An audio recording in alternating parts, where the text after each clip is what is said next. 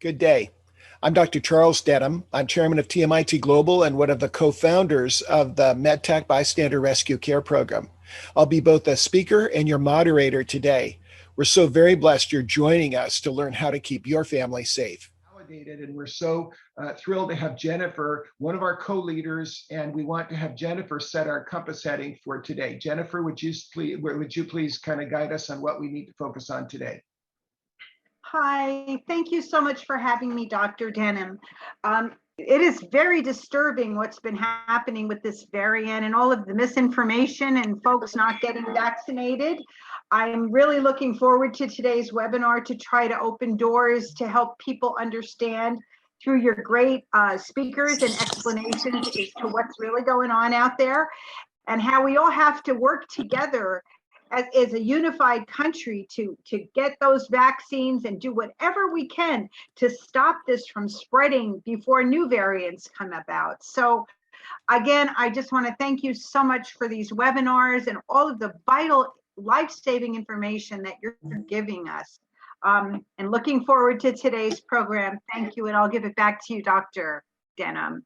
Thank you, Jennifer, and we'll ask you to be a reactor as we finish up. And for those of you that have joined us for the first time, this is our usual disclosure statement. No one has anything to disclose. No funding of this program has come from the healthcare industry, product, service, or technology, either direct, indirect, or in an affiliated way. And none of our speakers or reactors have anything to disclose. We take the conflict of interest very seriously.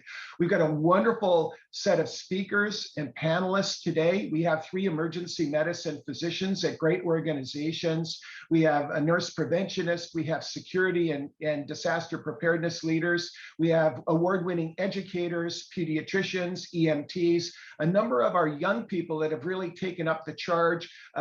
We have those that are in film school. We have EMTs. We have those that are pre-med students. We have those that are in industry that will go back to graduate school, perhaps law and other areas. So we've got a great group to have speak to you today because Delta is such a critical issue. Many are on duty in ICUs. Dr. Boats is in the ICU today, and we want to thank them now formally for recording and pre-recording segments while they're fighting the battle at the front line on their shifts today. So we have live and recorded sessions with them. I'm often asked, and for those of you that don't know me, I'm a retired radiation oncologist, and I taught biomedical engineering and innovation for about over the last 37 years. Started a nonprofit medical research organization, which is TMIT, that's hosting this, and a for-profit private incubator. And people ask me, well, Dr. Denham, where do you go for your information? As soon as I finish this broadcast, I will be listening to Dr. Osterholm, a world-class medical detective, leading epidemiologist, and he, like us, thought we were heading into a really great time when we would have less problems with COVID. We were about ready to discontinue our monthly coronavirus community of practice. And what has happened is because Delta hit, Dr. Osterholm has continued and restarted his weekly webinars, and I highly recommend them. It's one of the great go-to places. So what are the FAQs? Today, we're going to go through a number of FAQs. Do I send my kids to school? What about play dates? What about carpooling? What do I get the vaccine if I've already been infected with the virus? But the bigger issues and the really simple issues are, can I catch it? Can I spread it? Can I get sick? And can I get long haul disease? And those are for the unvaccinated and the vaccinated, as well as what about our adolescents, our 12 to 17-year-olds that are entitled now to be able to have the vaccine, and then children 2 through 12. And the answers are yes, yes, yes, and yes. The issue is that, but for those that are unvaccinated, extremely high risk to spread it, very high risk to get sick. And most people don't realize that although the vaccines are communicated to be 90% effective, they're 90% effective at preventing severe disease, putting you in the hospital, in the ICU, or death. The vaccines actually protect an enormous degree. We know that the vaccines can decrease your risk for symptoms by 8-fold, decrease your risk for hospitalization 25-fold, and reduce your risk for death by 25-fold.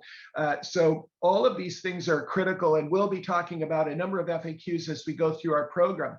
Many of you heard about the leaked presentation at the CDC reported by Washington Post. We'll post the entire slide deck on the website. But what prompted a lot of the most recent things that the CDC is doing, and I want to just state we're apolitical. I've worked very closely with 2 Democrat administrations, 2 Republican administrations, and those of us in healthcare know we all have to work together. So this will be an apolitical presentation, just purely on the science. I will say, though, that the CDC is doing a terrific job with a very, very difficult problem. So these were the slides. This image is what I just described in terms of some answers to those FAQs, which we'll dig into deeper from that slide deck. And then I think this is a very powerful slide. SARS-CoV-2 is, with the Delta variant, is very lethal, very contagious. You're going to hear that over and over again today. And you can see, compared to chickenpox and compared to so many of the other conditions that are on this spreadsheet, you'll see that it is much more transmissible than Ebola, bird flu, Spanish flu, polio, smallpox, SARS, and MERS.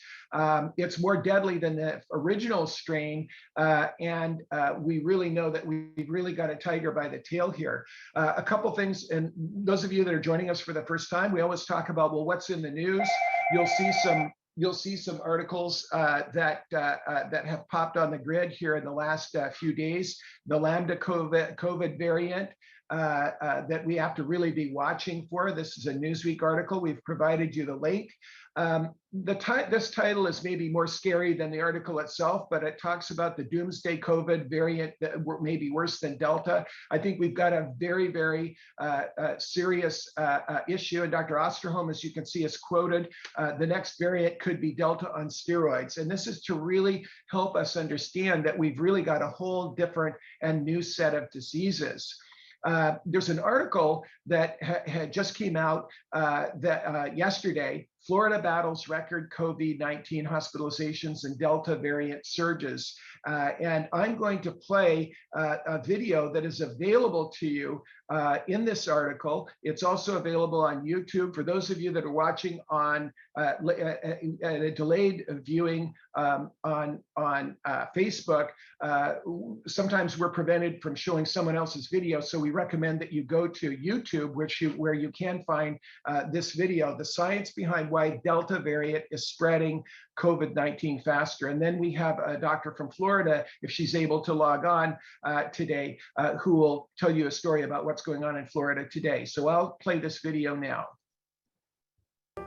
This is a spike protein. It's what gives the coronavirus its unmistakable look. And scientists think it may be the key to why new variants of the virus are becoming more transmissible. We begin tonight with the alarming rise in infections fueled by the highly contagious Delta variant and the sobering words from Dr. Fauci warning today things are going to get worse.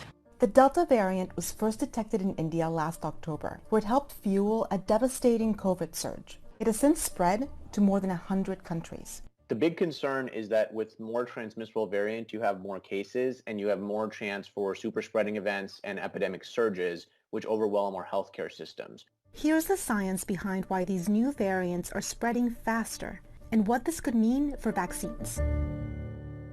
Like other viruses, when the coronavirus replicates, small genetic mistakes or mutations can occur. You can be almost certain that as long as there's a lot of virus circulating in the community, there will be the evolution of mutants, because that's what viruses do. Many of those do nothing. Some of those actually confer a survival benefit for the virus to transmit more effectively, for instance. Abrar Karan is a global health physician who has been studying the coronavirus pandemic. And so as it does that, it has a better chance of spreading to new hosts and continuing to replicate in those hosts. Karan says this is likely what is happening with the new, more transmissible variants appearing around the world. Recent research has shown that a number of these new versions of the virus have mutations that affect the spike protein. Take a look at this model of the coronavirus. You can see each spike protein is made up of 3 identical parts known as protomers. These protomers have the ability to change their position from closed to open, affecting how easily they can bind to and infect human cells. You could visualize it like a flower. So you've got petals on the outside, the really obvious thing that you see. There are 3 of them. The 3 of them have to bind to the receptors. Jeremy Lubin is a virologist who studies the coronavirus. He explains that when the protomers are down, infection is more difficult. But when these parts are up and open, it's much easier. In the first version of the coronavirus that originated in China in 2019, these protomers usually had a closed shape, which may have made it less transmissible than some more recent versions of the virus. This is another view of the spike protein that helps to show where these mutations occur. In the winter of 2020, one mutation known as D614G emerged. It appears in this region of the spike protein and has been present in various variants since, including Delta. This mutation made it more likely for the spike to have an open shape, increasing the virus's ability to infect human cells. Soon after the mutation emerged, variants that had it took over. So by June, pretty much all the viruses around the planet had this change, this mutation. Our belief is that it supplanted the original virus because it was more transmissible. Another element that affects the spike protein is antibodies. These are proteins that defend the body against the coronavirus by blocking the ability of the spike protein to attach to cells, which prevents the virus from infecting. Antibodies are produced by the immune system in response to infection or vaccines. The new coronavirus variants that scientists are worried about also have mutations that affect the spike protein. This includes the highly transmissible Delta variant. This variant has a number of mutations that scientists think could be affecting its ability to spread. One is called T478K. It's in a region of the spike protein that's involved in how the virus binds to receptors on respiratory cells. Another mutation that scientists are focusing on is called P681R. It's located near a part of the spike protein that helps the virus enter and infect cells. What the antibody recognizes is a shape. If you're playing with blocks and you have triangles and circles and you have to fit them into the appropriate holes, you can't fit a circle into a triangular hole. It's analogous to that. If the virus then changes so that it's no longer a triangular hole, but it's a circular hole, then the antibody will no longer fit. Scientists have also found that some coronavirus variants have parts missing in a region that comes off the side of the spike protein. This is known as the N-terminal domain. Some of those mutations are removing surfaces of the protein that other antibodies bind to. If the virus mutates that surface or deletes it, those antibodies are no longer going to work to block the virus. Scientists say this may help explain why vaccines may become less effective against some new variants. This is why experts are urging caution. Variants are going to continue emerging, and we need a public health strategy that addresses it. Vaccines will be a major part of COVID control for the foreseeable future. Experts continue to emphasize the importance of getting vaccinated, along with other strategies to keep transmission low and stop the spread.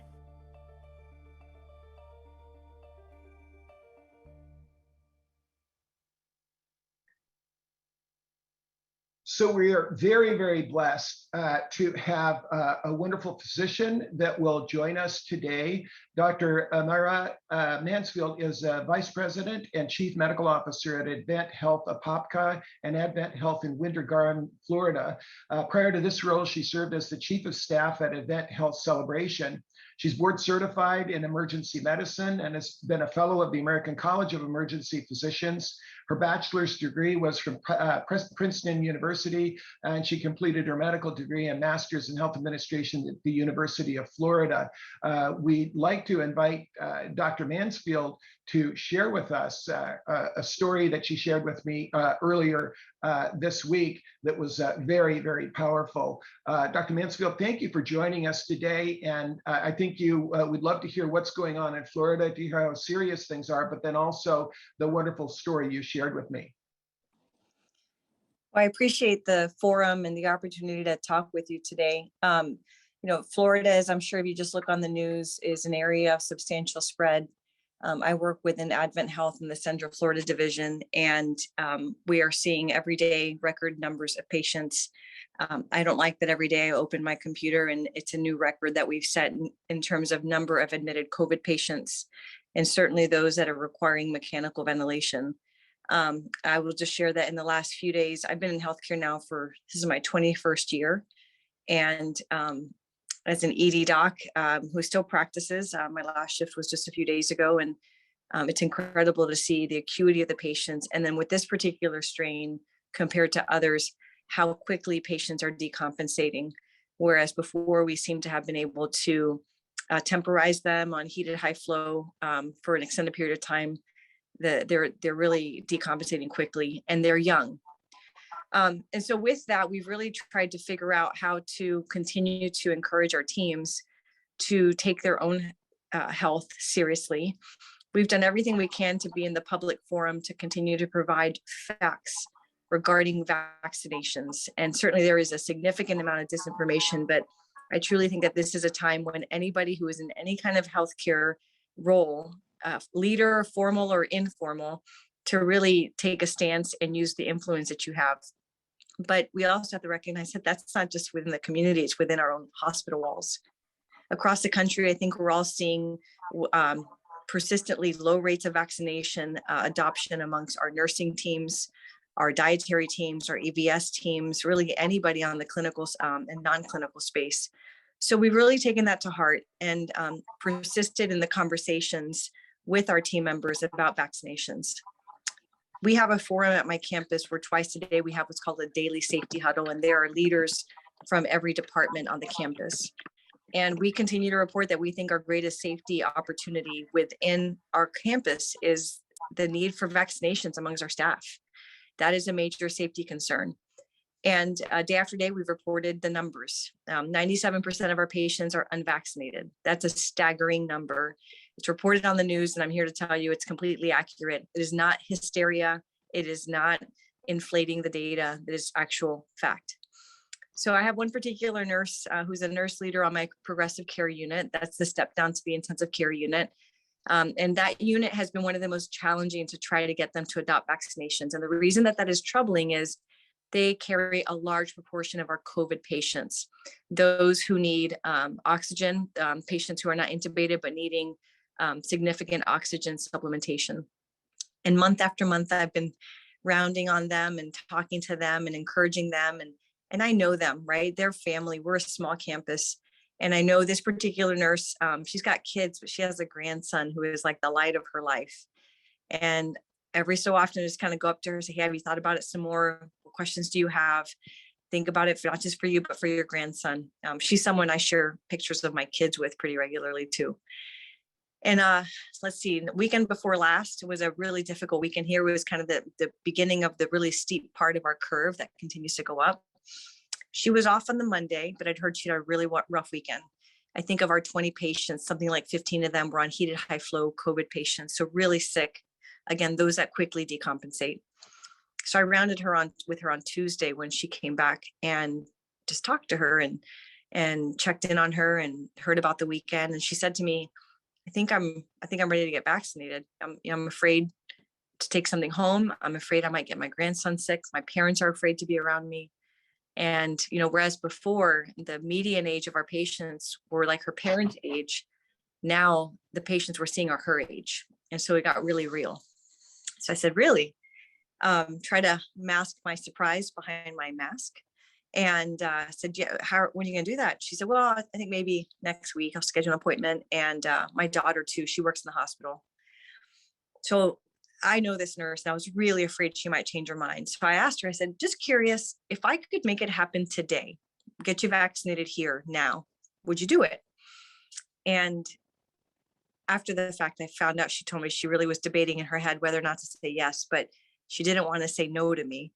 And she said, yeah, I would. And so I said, well, let me make some phone calls and see what we can do. So the blessing was that everybody, I had to call like 5 people to get permission to make sure I wasn't stepping on anybody's toes and that we can use our allocation of vaccine. And It took about an hour and a half to put it together, but I managed to get her vaccinated. I think what we both didn't expect was that when that happened, I broke down crying. And that definitely was not in the mood to cry that moment, but it surprised me and it surprised her. And she asked me, she said, "Why are you crying?" And I told her, I'm like, I think it's the sense of relief from the fact that you finally said yes, because I worry about you. I worry about your grandson and you being there for him.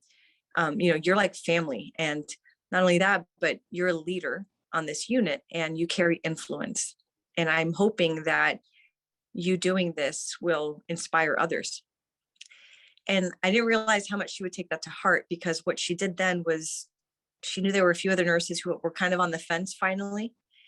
And she reached out to them. And that kind of created this wave and word got out. And actually what I love was the first two nurses who really didn't want to do it. She actually said, "Look, I'll hold your hand." And she did. She sat there and held their hand while they got vaccinated.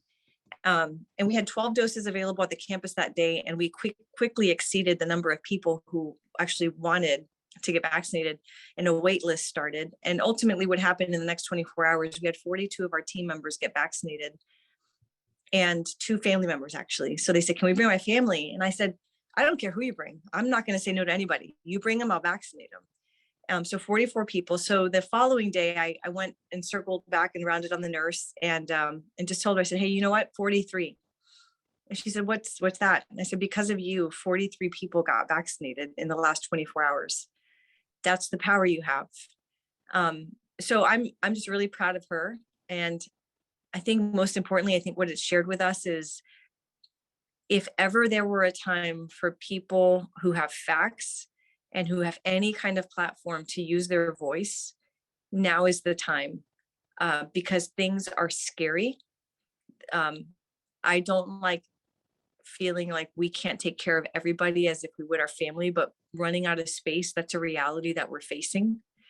And I hope to encourage you all to consider being vulnerable and sharing your story and explaining to people why this is important. And sometimes it may surprise you, but you might break down crying, but sometimes that can be really impactful.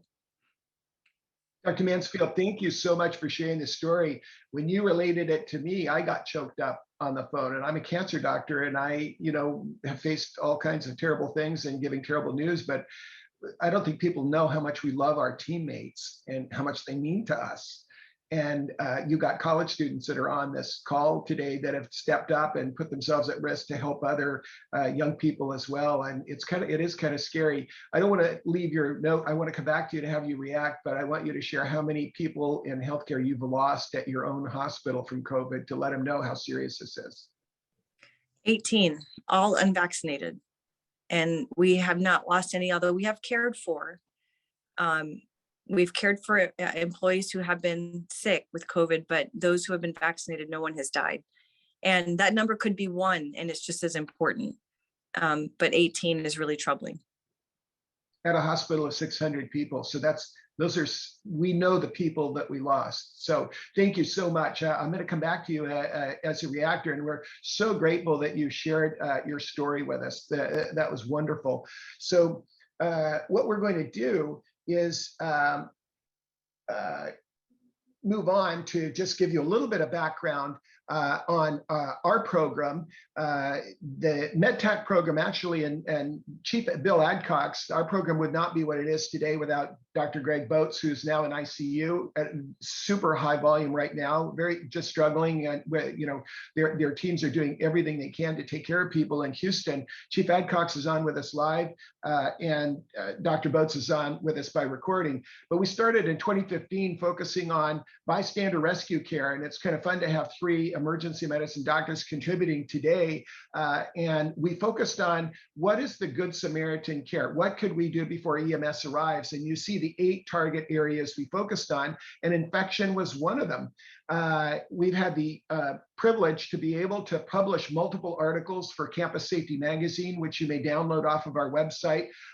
One that really pertains to this whole COVID issue is family safety plans, and we have a commitment for 4 more articles with Campus Safety. Not only medical articles are we doing an R&D of 1,000 family responses that we've done with major medical centers, but actually we know we need to get out regular magazine articles as well. Just to give those of you that haven't been with us before, TMIT is 37 years old. I had the honor of helping the Leapfrog Group focus on, with major employers, Boeing, GE, and many others, on tying patient safety and quality to care. And then we were able to couple that to safe practices with public-private partnerships, and then with major agencies in healthcare. And over that period of time, we've developed 3,100 hospitals and 3,000 communities. We're blessed to have people like Dr. Mansfield and the other physicians that are on with us today. We have 500 subject matter experts.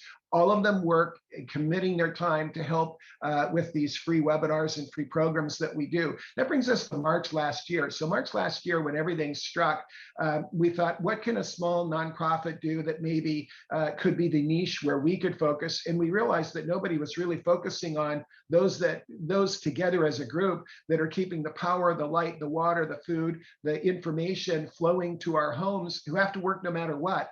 Homeland Security declared 16 industry sectors. You see them before you. So we decided to start a community of practice, a learning community that would all work together to try to bring solutions. And solutions to who? We knew that each of these sectors have their own people that are working at work. We focused on their families. It was my hypothesis that in the infections, we were going to get infected at home more than we would at work. We've got all kinds of protective mechanisms at work, but having worked with so many infectious diseases and being involved in national guideline development for hospital-acquired infections, we knew that it depends on time and exposure. Then in August, teachers, all educators were added to that. So you can go to our website, medtechglobal.org, and you may watch short videos that are 4 or 5 minute videos just addressing masks and hand washing and a number of the issues. And then also our Survive and Thrive programs. This is our 33rd 90-minute program that we've produced since March of last year. And I want to thank Kyle Kemp, who's running this webinar behind the scenes. Without Kyle and our staff, Evelyn and a number that work tirelessly, and all of the people you hear, we couldn't pull this off to offer this all to the community. You can see short videos, long videos, and then archived information. We started out with about 80 subject matter experts. You can see people that you might know like Dennis Quaid, but there are people that are even young people that are in lower school and middle school, many doctors, and we feel very blessed to work with. If you look at the top 20 US News and World Report medical centers, we work with almost all of them all the time. We're very blessed to have them contributors. That started with about 80, and now it's 130 subject matter experts. In addition to them, and you'll see on the second row there, Sully Sullenberger, Dr. Don Berwick, and others that were in our 2 Discovery Channel broadcast films. TMIT also produces global broadcast films in association with WHO and other organizations globally. And we were able to pull clips from what they said, like my partner at Harvard, Professor Clayton Christensen, who worked with us closely before we lost him this last year. So you see just a broad range of clinicians, finance people, business people that have all been contributors. So we undertook a study, and our goal was 1,000 family responses, with a family defined as a living unit, not necessarily a blood relative family, but it might be a group of college students that work together, could be considered as a living unit. Eventually, you'll see all of these organizations were contributors and participants. Many of their staff participated in their families, and it was our family study of those staff. What happened was we hit a nerve somehow at the general public, and many of you are general public now watching. So we try to bridge the gap of being able to be less technical, but thread the needle in what we address. But the issues were to measure measure readiness, response if somebody gets sick, rescue if somebody gets sick, recovery if somebody in your family gets sick, and then resilience. What can we learn? And that would be a cycle. And you see the organizations before you that worked with us. When people say, well, Dr. Denham, just kind of dumb it down for me. Tell me, what are you doing? What's different than what you're doing? Look, the CDC, the NIH, the WHO, they're doing a tremendous amount of work. Science is changing so fast, we can hardly keep up with archiving it. They're doing a terrific job telling us the what we need to do. That's the what. But our families need to know the how.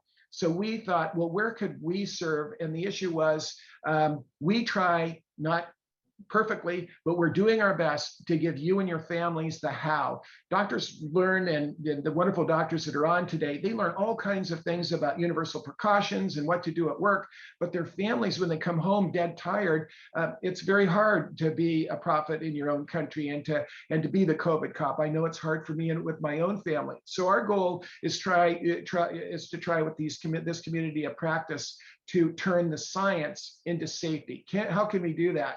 And we're really focused on the fact that family transmission chains were our hypothesis. We thought, well, this is where the infections probably are going to happen, or maybe we can contribute there. And it turned out that the data now shows that that's true, that you can get it at work. But it turns out that secondary infections that we get in our families happen because of what's happening in the community, not necessarily what's going on at work. And now the data shows that if somebody in your household, whether you're with roommates or with a family, gets sick, over 50% of the people are going to get sick. 75% will be symptomatic within 2 to 3 days. And now with Delta, it's a whole new ballgame. This is our Achilles heel. So our study, and I'm told, I don't know, and I don't want to claim it, but that our study of 1,000 family responses is the world's largest study of families. Many people are doing great research in COVID on devices and drugs and vaccines. In our world, we're studying families and what families can do to break the family transmission chains. And so that's really the critical area that we're focused on today. We believe if you save the families, you can save the worker. If you save the worker, you can save our nation, our communities. And so we're also working with terrific companies who we've worked with in innovation over many years, who are really focused on understanding how they can turn this into something positive. I won't review the list of what we've been doing over the last 15 months. You can watch a video that gives our Q2 executive summary, but you can see some of the highlights of the work we've been doing over the last 15 months. We thought that this was going to be over, and now we've recommitted and doubled down that we will continue with these webinars. This is our 33rd 90-minute webinar. We've done 12 courses. We have R&D going in multiple areas, and we're thrilled to have a number of students now working with us in hesitancy, so that has been just a great blessing. Our Survive and Thrive roadmap, we won't go over it in detail, but we're going to ask the questions of our experts that pertain to these 12 areas, which are: how do you come home safe?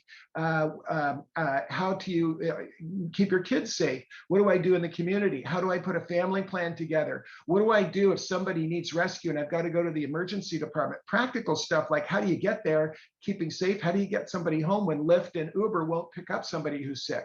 Most people don't know that. What do you do when you can't go to the hospital and you've got a family member in the ICU? We've done 90-minute programs on all of these, including long haul disease. And we've had very courageous physicians who've actually come on and said, I have long haul disease. I'm a leader of emergency preparedness, and yet I'm in the middle of a meeting and I'll forget what I'm doing. And this is the brain fog. So this is up close and personal and real.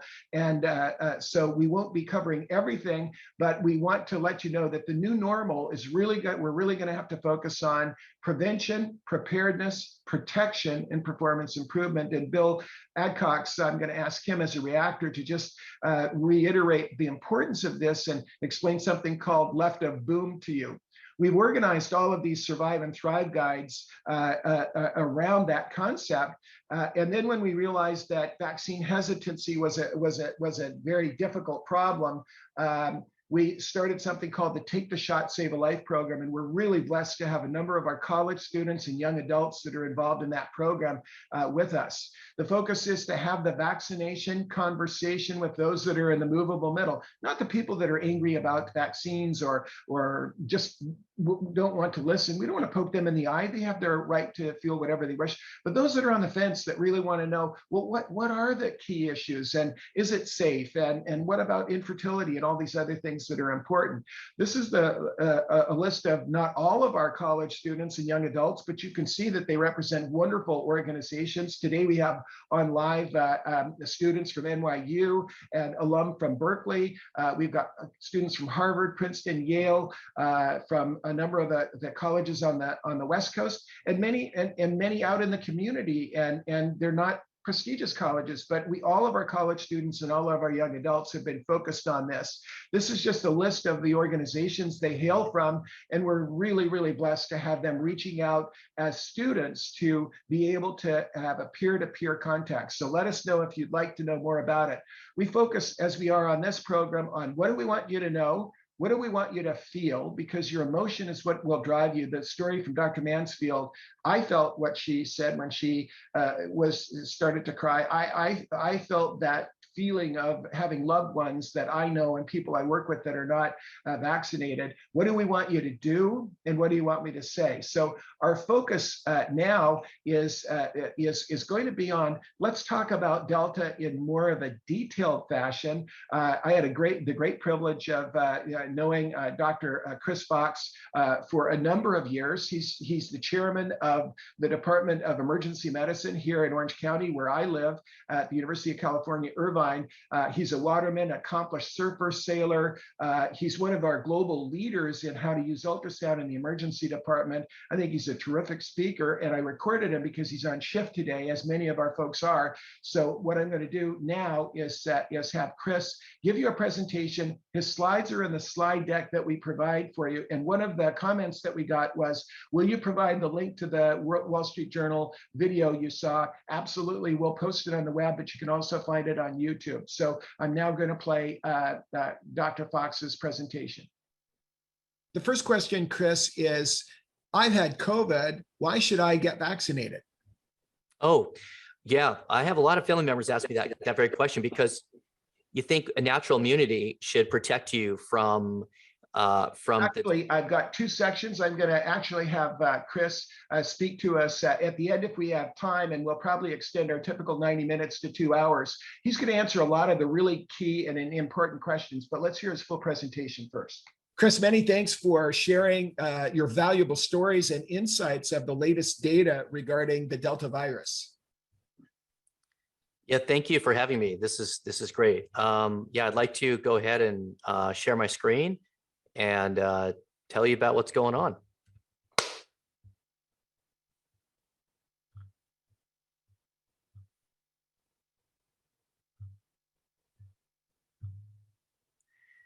Yeah, so I was last week I was doing my my volunteer physician work out on this little island that you can see here. It's in the Bahamas. It's a tiny island. It's only 2 miles long, about a ½ mile wide. And I work there every summer for a week. And it's usually, pretty low key, and I take care of fish hooks and lacerations and marine envenomations and things like that. But when I arrived last Tuesday, I got the sign out from the previous doctor. Told me 2 people on the island had COVID, and they were sheltering in place. And unfortunately, I got a call around midnight from the house of one of the people that he stopped breathing. And unfortunately, he had passed away from COVID, a 49-year-old guy. Now, this guy everybody on the island loved him. They knew him, been there for years, and the life of the island, so to speak. And so it was very sad. I was up all night, and about 4:30 a.m. by the time I wrapped everything up with the Ministry of Health and everything, he was on the boat to go, in the body bag back to Bimini, which is over here. And I just sort of sat there on the dock watching this float off into the distance, and I just kind of made me realize like the pandemic is very much alive and real and far from over. And hey, I've been vaccinated since December, and we watched all the numbers go down, and it just mentally felt great to finally fly again and feel like we're getting out of this thing. But to watch, this is still happening everywhere, all over the world. And so, we've been having a tough time convincing people to get vaccinated on the island. Again, there's about 100 people that live there, Bahamians. And that was a Tuesday. So Thursday, I got a shipment of vaccine. And then Friday, I got the island from about 60% vaccinated up to 86% vaccinated. And I think the passing of that gentleman, unfortunately, as unfortunate it was, really did help to get the herd immunity going better on that island. So anyways, it's just kind of a reminder that this is far from over, and that also the importance of the vaccine. I should say that he was unvaccinated. I forgot to mention that. So anyways, I think I'll go ahead and sort of go into the rest of the presentation. This was Lollapalooza a couple of weeks ago, or last week, a few days ago, July 29th through August 1st. And it was out in Grant Park in Chicago. And you could see just the mass amount of people that were all crammed together, unvaccinated. And just thinking about the Delta variant and how it's spread so much easier. The transmissibility of the Delta variant is a lot closer to something like chickenpox than it is to something like the flu. So it's much more spread, airborne, much easier, and much more infectious. And so this is obviously something that is concerning when you see a picture like this. This was on the train on the way to, I saw this video on Instagram. Somebody posted, it's actually on the L in Chicago on the way to Lollapalooza. You could see just all these people crammed, just packed in like sardines. Nobody's wearing masks, and it's just super concerning. And we just know that this whole thing is about to explode again. And so to kind of bring it, from the United States to Orange County, and even where I work at UCI, you can see that in terms of vaccination, United States are about 60% fully vaccinated. Orange County, a little better, 66%. UCI Health overall, all 10,000 employees, about 81%. But when it boils down to the nurses and the doctors, we're really vaccinated. In fact, the residents, the youngest doctors of all, these are the trainees, they just get out of medical school. Now they're doing their training. We have about 600 residents at UCI Health, 94% vaccinated. So this is obviously, a testament to people that know the risks and work with it every day, are doing their best to keep themselves vaccinated. And there's really no reason not to get vaccinated. We have just a very strong vaccine supply. This is not the case around the world, but it is certainly the case in the United States, and certainly is still the case in Orange County. And so certainly when the winter's coming up, we need to think about our own settings and how high risk things are about to become. These next few months are critical, and hopefully Orange County follows suit with that little island I was on, the Bahamas, and gets up to over 80% vaccinated. Because if you look at the Delta variant, and this data is from the CDC, this data is from the California Department of Public Health.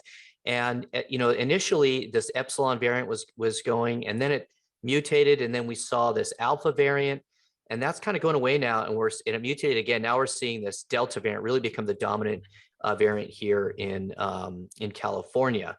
And so if you're not vaccinated, then you're going to be at more risk, obviously, not just to get COVID, but to be hospitalized, and certainly for death. And so if you look at the risk ratios, this is the risk based on age. And so the reference group here was this 18 to 29-year-old group. And then as you get older, 30 to 39, 40 to 49, 50 to 64, et cetera, you could see your risk for hospitalization is twofold if you're not vaccinated as you go up. And in your 50s, it's risk of hospitalization is fourfold, and in 65 to 74 group, sixfold. And then the risk of death is much higher. You could see 4x, 10x, 35x, even 95x if you're over 65. So this again really hits the point home. The issue of vaccination really important here, so you reduce your chance of hospitalization and especially a death. This data from the CDC. And then what about the long haul effects of COVID? You say, well, if I survive COVID, most people do. What about what comes next? And this is another real good reasons why I like being vaccinated, and why I'm getting I have my family vaccinated, is that I just don't want these long haul symptoms big time. I mean, I have a hard enough time doing my job as it is. I can't imagine trying to function at work as a father to my son, as a husband, if I had fatigue and headache and difficulty breathing, and I wouldn't be able to enjoy, my favorite wines and my spicy food if I couldn't smell or taste it. But no, I mean, really though, this is, this is a real thing. This is a study from the UK. This is, fatigue. You had a 2.8 odds ratio of 2.8 times higher to have fatigue if you had COVID as opposed to if you didn't get COVID. So you had a 2.6 odds ratio chance higher of having prolonged headache, 2.4 x higher odds ratio of having difficulty breathing. Think about all the way that we communicate now on Zoom, and trying to lead on Zoom all the time. Having a hoarse voice would be so difficult. Or just muscle aches and pains, twice fold higher chance of having that prolonged symptoms if you had COVID. So these are things I don't want. There's another tallying study looking at this in kids. What about children less than 18? They had 129 children, and for 57% had symptoms at greater than 120 days. So, that's a, multi-system inflammatory syndrome. That's a big deal. Myocarditis, inflammation of the heart. That's a big deal, 2%, and then other symptoms, imagine, you're, like my son's 13, he's developing his whole identity right now. There's so much going on in his adolescent brain. For him not to be able to sleep or have respiratory issues with all the sports he's trying to play, or congestion, fatigue, muscle aches and pains, joint pains, and perhaps worst of all, difficulty concentrating. That's not where I want him to be at all. And certainly with this Delta variant running around, I'm glad that he's vaccinated. And think about okay, myocarditis. There's a lot a lot of misinformation out there, and this Italian study with 129 children showed that the risk of myocarditis long haul from COVID in the study was 2%, as mentioned. Now, if you think about the vaccine, a lot of detractors and people say, oh, the vaccine is dangerous, causes myocarditis, but that's a way less chance of getting myocarditis from the vaccine than from the disease itself. So right here in and of itself, this is a major reason why I want to keep my son healthy, why I got him vaccinated. And then just you think about the full licensure. I know it's frustrating that we don't have full licensure yet. I'm frustrated too by that, but it's not going to be tomorrow. It's still hopefully this fall. Pfizer, Moderna, they applied in May and June, but it may not happen until January. So we just have to sort of continue to wait for that, but I wouldn't wait for that to get vaccinated. I think that'll help convince a lot of people, but don't hold your breath if you're waiting for that. I would get vaccinated now anyways, because we've, you think about the millions and millions and millions of doses of these vaccines that have already been given. It's crazy how much has already been done. It's not like we're saying, hey, we had, the early stages, we had 30,000 people volunteer to get the vaccine, let's go after it. Now there's no excuse. I mean, millions of people across the world, almost 1 billion or over 1 billion have had the vaccine. So I think it's pretty safe to say these numbers are very high to say that the chance of having a bad reaction is extremely low. These are very safe vaccines. And frankly, I don't understand why it's taking the FDA so long to approve them, frankly, because of the safety profiles we all know are so good. But anyways, so what about young children? We're talking about, so right now there's an emergency use authorization for 12 and older. I told you my son's vaccinated, but what about lower than that? Like from 5 to 11 years old, we're expecting that EUA to come through mid-winter sometime this year. And then a few months later, the 2 to 5 year old should come through.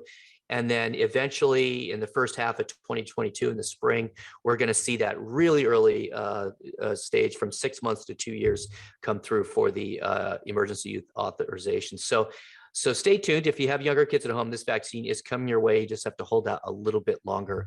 And absolutely, if I had a younger kid at home, I would for sure be getting them this vaccination. So what's going on at Delta? I mean, I can tell you at UCI, we've had some breakthrough cases. 75% of our breakthrough cases have been with Delta. Breakthrough means you're fully vaccinated and you got the vaccine and you got you tested positive for the virus. And so we've had about 30 cases of breakthrough cases where people actually test positive, even though they're vaccinated. So does that mean the vaccine is not working? Absolutely not. We know that the vaccine is not 100% effective. We know it was 95% effective against the previous strains. Unfortunately, those strains have been allowed to mutate amongst the unvaccinated, and that has resulted in some more resistance in the Delta variant to vaccinated individuals. Now, we have 10,000 employees at UCI. It's a very large organization. And so when people are off-site doing behavior that is totally allowable per the California Department of Public Health, per the governor, this behavior, with the mask mandate's been lifted, totally allowable, but, indoors with unmasked with individuals who are not vaccinated is a risky behavior. And fortunately, that's how some of this occurred with the about 30 cases of the breakthrough. And so it's just something to be aware of that, yes, it's protective, but this Delta variant is very infectious. So it's so don't assume that the vaccine is going to protect you 100%. It does avoid the hospitalizations and certainly death, but you can still get the disease and you could still transmit the disease for up to 14 days, even if you're vaccinated. So that is something to be aware of. And so that's why it's really important, even if you're vaccinated, to mask certainly indoor social events, especially around unknown vaccinated status. So, like going to the store, I put a mask on when I'm indoors again. So that's just what I do, because I know that even though I feel really good about my vaccine, I don't want this Delta variant, and I certainly don't want to spread it to somebody else potentially who isn't vaccinated who get really sick. So how do you assess your risk of COVID if you do get exposed? Well, it's very simple. So it depends on the vaccination status of your close contacts, and it's also good to remember that you can be contagious even though you don't have symptoms for about 2 days. And so that's how viruses are so sneaky. That's how they spread, right? Because if you don't know that you have it and you're spreading it, that's good if you're a virus, because that's how you can get spread to other people. So if you're unvaccinated and you're not masked and you're not distanced, of course, you have no protection. And if you're masked and undistanced, you still have a moderate risk. And that kind of depends on how snug your mask fits and how well you're observing the hand hygiene around touching your face, the way you take your mask off, all those things. And certainly if you're masked and you're distanced, then your risk does go down. Now, if you're vaccinated and you're unmasked and undistanced, the risk is certainly still there, especially with the Delta variant. So, it's better. You're still at risk about 36% if you're unmasked, undistanced. The studies proving the efficacy of the vaccine were done in people who were masked and undistanced. I'll say that again. The studies in the vaccine were done in people who were masked and undistanced, which is why we see a 12% breakthrough rate of the vaccine, because people, even though they're wearing a mask, and I'm talking about a non-N95 mask, a regular mask, if you're wearing an N95 mask, this all goes down to a zero chance of risk. But if you are wearing a regular mask and you're undistanced, you still have a much better protection than if you were not wearing a mask. And of course, if you're masked and distanced, you're fine. So this is why I wear a mask, even though I have a vaccine, and everywhere I go, indoors.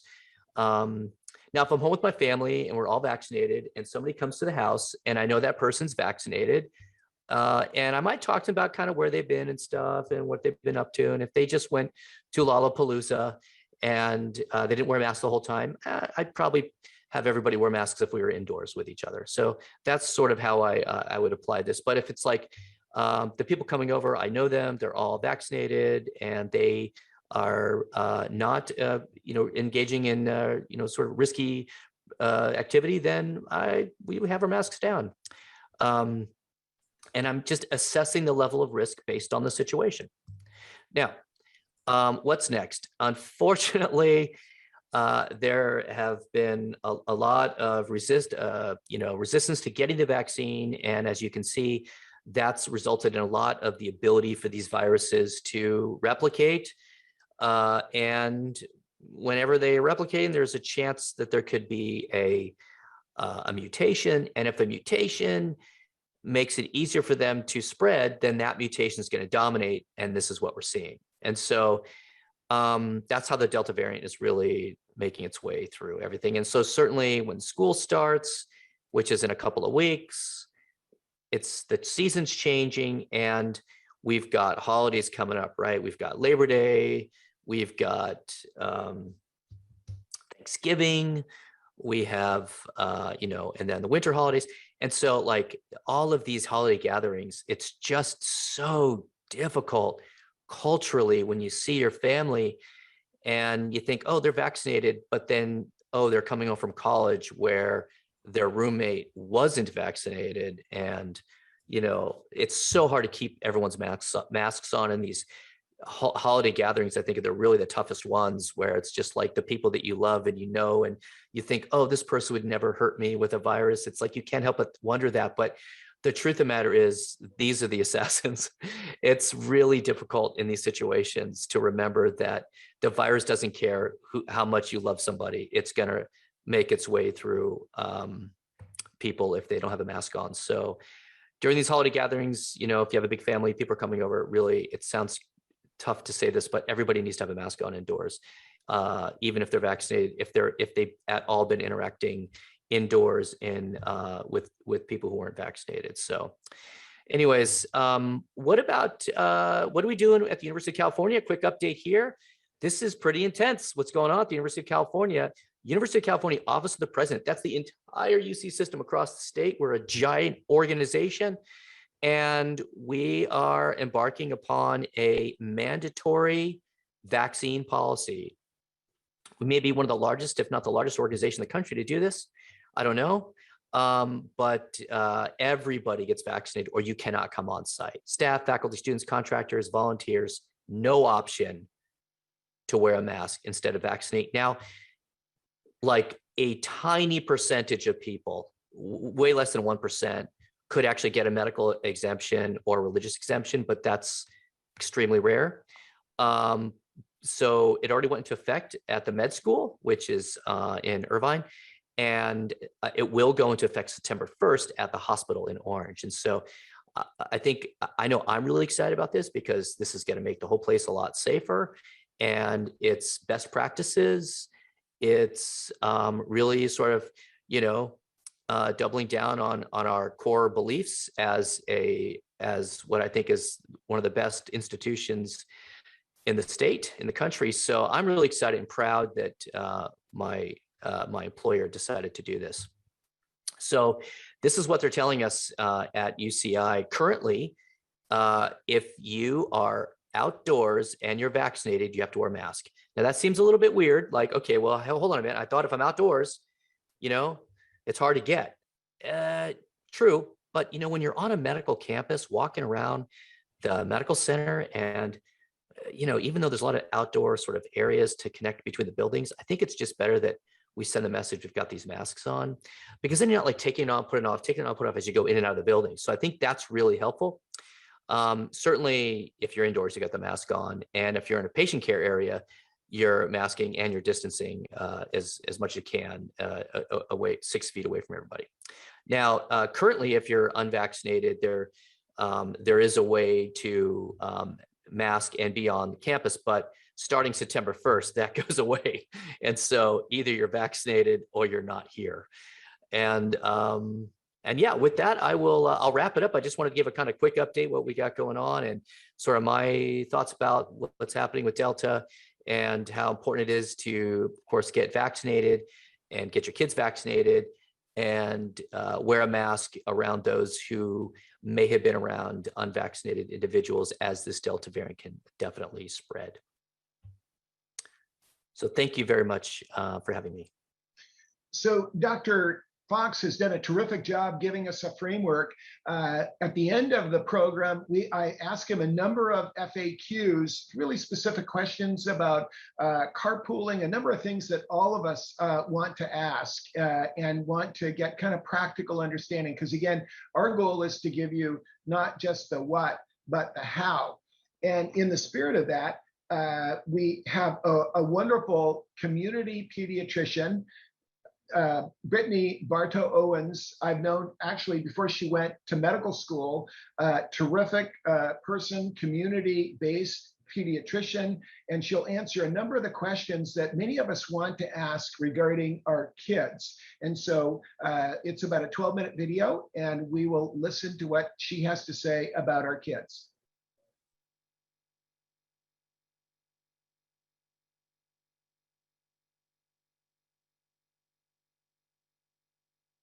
Brittany, thank you so very much for being so helpful during this time. You've been just a godsend to us to help us understand what's going on in pediatrics in the community.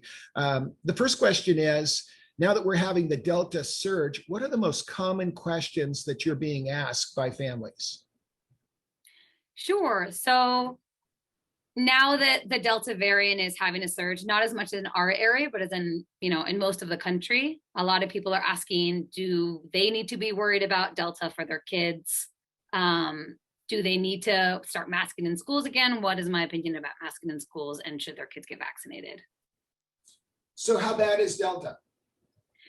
It's very, it's a lot different than the first one in terms of the severity of transmission. It's at least 2 times more transmissible. There's like 100,000 times more viral particles. It's a lot more contagious, which is going to mean a lot more people are going to get sick again. So we have to take this pretty seriously. Yes. I mean, if you look at the data from the UK or from other countries that have already seen it, we're following exactly in their footsteps, and we've got weeks to go if we continue along their trend. So it's going to be getting a lot higher. So the American College of Pediatrics and CDC are recommending masks for schools. What do you tell families? I tell them I completely agree with the AAP and the CDC. They are concerned that every child under 12 is unvaccinated, so should absolutely be wearing a mask. Even the people who are above 12 years old and vaccinated, it's still a pretty small percentage, and there is data to suggest that even vaccinated people can spread it. So again, an indoor setting like a school, every person should be masking. I agree with the universal masking policy. So can you put to rest this concern that masks can harm children? Yes, there is no evidence to suggest that masks are dangerous. Doctors have been wearing masks for long periods of time, especially surgeons or people in infectious wards for decades, and there's never been any concern from their perspective. And again, masks are safe for kids. Absolutely. When the vaccines, you have small children and you're a mom, when the vaccines are available for younger children, will you vaccinate your kids?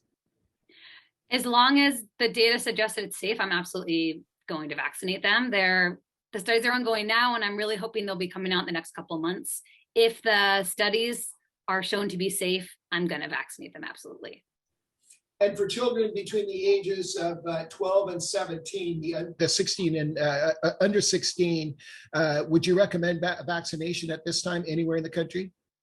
Absolutely. Every 12-year-old up, I ask them about their vaccination status and suggest that they get vaccinated against COVID. We're hearing that a lot of children are not getting the other vaccines because there's anxiety over vaccinations. What's your message to families regarding that? I think that every vaccine on the market has been rigorously studied to make sure that it's safe. If a vaccine is not safe, it's pulled up the market. That has happened. So any vaccine on the market now is safe, and I recommend that everyone get them on the schedule recommended. Brittany, can you address this concern of infertility caused by the vaccines in girls and boys? Yes, it's a complete rumor. There's no scientific data, there's no mechanism, there's no evidence to suggest any link with infertility. It was something that someone suggested outside of the medical community, I think, and has no basis in reality. It's evidenceless. So no concerns for infertility at all. So now when we think about our kids and our normal activities, what should we do about play dates and social distance now that we have Delta, which is really a new disease? So I still think that we should be doing things outdoors if we're going to be doing things. I think it's really good if you're having play dates with family members who can be vaccinated, being vaccinated, and only having unvaccinated kids, be a small percentage of the play date, and always doing everything outside. Now, schools will not be able to maintain a greater social distance, and we've got a much more contagious form of the virus that we know, and we know that aerosol spread is a real danger. What are your thoughts regarding our schools and what we can do? I think we should be continuing to do the exact same mitigation measures we had previously. So universal masking, trying to have good ventilation, trying to keep kids in small cohorts. None of them are perfect, but with the Swiss cheese model, every layer is going to help a little bit. So just trying to layer up on mitigation measures. Brittany, what is the situation with MIS-C? What's the update on this inflammatory disorder that can happen in children? I think it's still pretty much like nothing has changed in terms of the evidence around it. It's an inflammatory condition that happens 3 to 4 weeks after COVID. Sometimes the kids don't even know that they had COVID prior to this happening. It's not very common, but very severe. 2/3 of kids end up in the PICU when they get it. One more reason to get vaccinated and to social distance and wear masks so that you don't get COVID and have that risk of that secondary thing happening. And since it's an inflammatory response, they could have a mild case of COVID and yet still develop MIS-C. Is that a fair statement? Absolutely. Yeah. Some people had no symptoms prior to getting MIS-C. So what's your advice regarding our new normal and multi-generational households with elder parents, even though they might be vaccinated? How do we operate our lives in the face of Delta?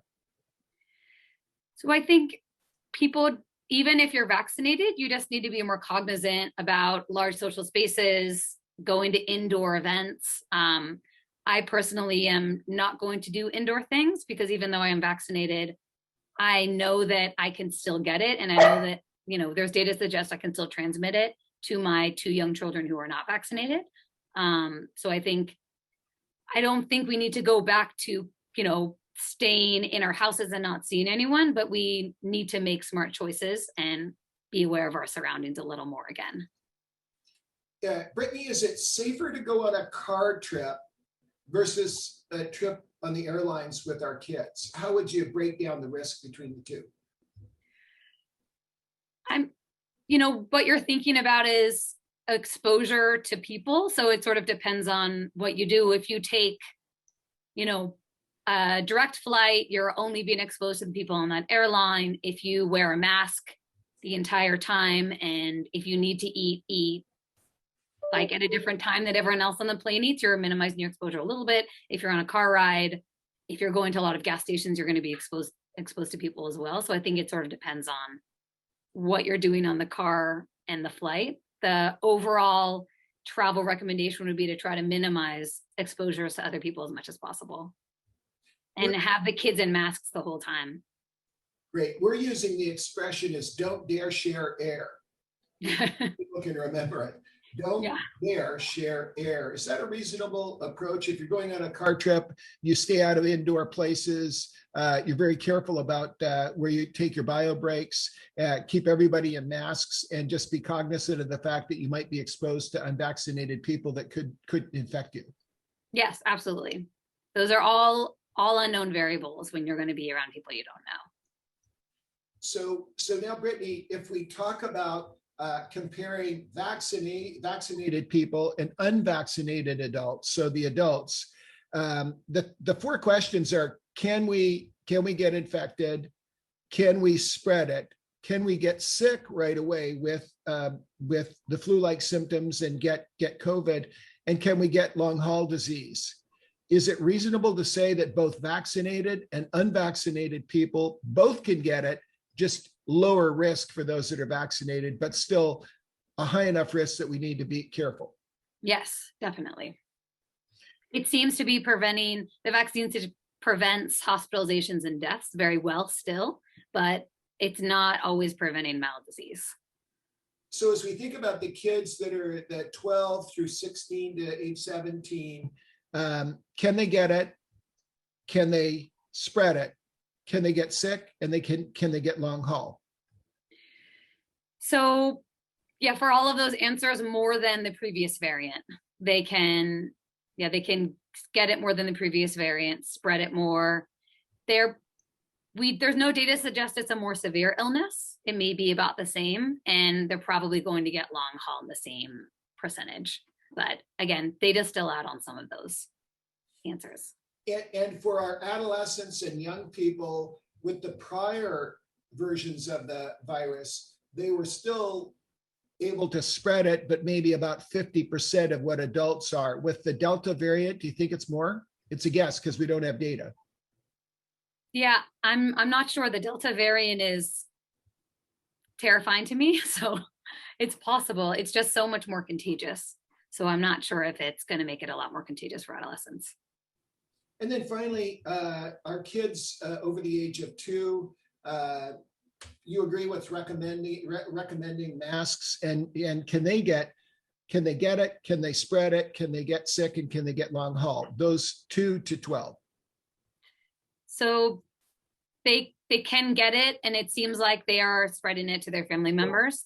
Most of those kids are having not very severe disease, and again, they're still seeming to get long haul, unfortunately. And I absolutely recommend masking in the 2 and up. My 2-year-old started wearing his mask right after he turned 2, and he sometimes leaves it on longer than he needs to. It does not bother him at all. Well, Brittany, thank you so very much. You've just been so helpful to us to understand what's going on in the community. And thank you for helping us be aware of the Delta variant.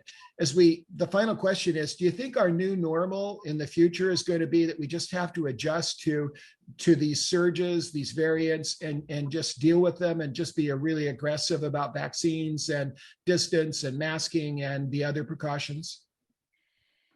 Yeah, I think we need to learn to be flexible because this isn't going away tomorrow. So when it is not as high numbers, maybe we can do a little more, but when the numbers surge, we need to be able to pivot and be flexible and go back to those previous precautions. So being flexible, I think, is just what we're going to have to do over the next year. And our strategy, our framework has been to assess your internal risks to the family, your inside risks, the outside risks, which are the balance between community immunity and the infection rate, and look at those 2 sets of threats in light of whether you've got immune compromised, you got young kids, you've got older people in your household, and then adjust your behaviors for readiness, response, rescue, recovery, and resilience. Still a reasonable approach now in light of these surges? Yeah, no, that's perfect. So we've been really appreciative of Brittany's help, Dr. Bartow's help over the years. Over the last year, the last 15 months, she's been terrific. Next, I'd like to introduce Mr. David Besch. He's an award-winning educator. He's been a dean of lower school students. He's been a MedTech master instructor since 2015. He's a co-author on the papers that we discussed. There are both journal papers, and he'll be a co-author of our scientific papers and our study of the 1,000 family responses. He's an Eagle Scout advisor for those of you that are champions of the Scout program, and a merit badge counselor. Also, my son, Charlie Denham, who is an incoming sophomore. He's a co-founder of the MedTech Bystander Rescue Care Program. He co-leads our lifeguard surf program. He's a junior MedTech instructor, a lifeguard, certified lifeguard, and finishing his Eagle Scout project with one of our MedTech programs. Mr. Besch was named the top teacher of the year by Parenting Magazine. And he's, for my money, one of the best educators I've ever had the pleasure of being with. This is a picture of the first group of kids who we started with our MedTech program for bystander rescue care. And we taught the Stop the Bleed program, wanted to see if these Cub Scouts, they were in their last year of Cub Scouts, could actually retain how to undertake CPR CPR, how to administer stop the bleed techniques for bleeding if it scared them. And it was very successful. And Dr.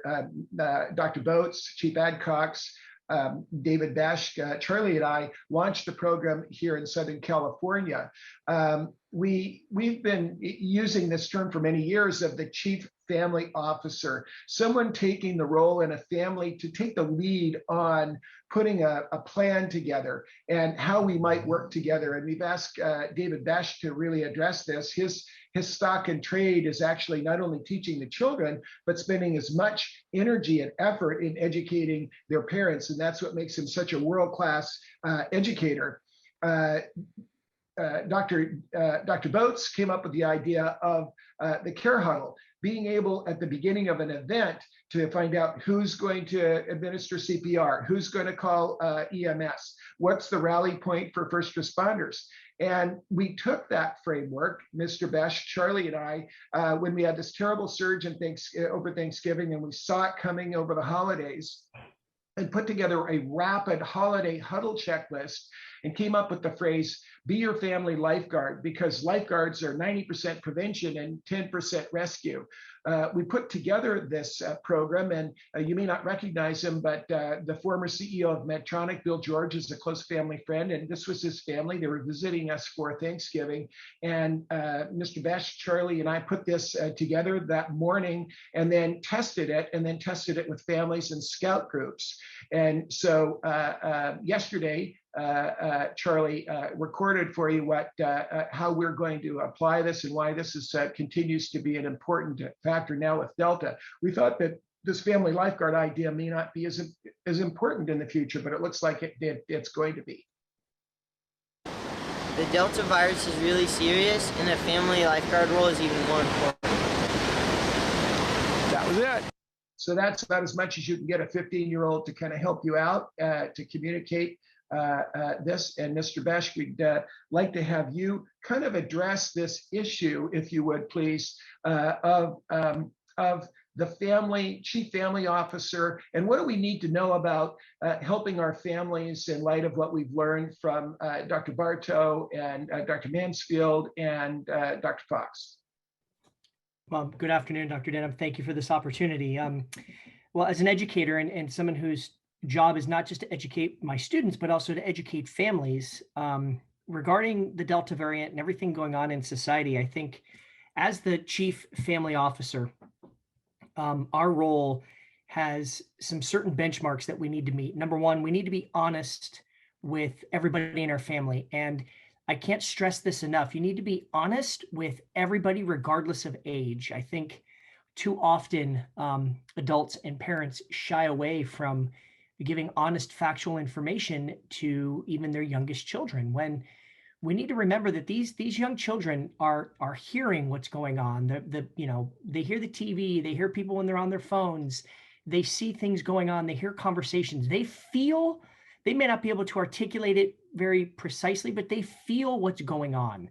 And so showing them the respect that you're going to give them honest information is key. And it's the first thing that I'm mentioning, because I do think it's just that important in the order of importance.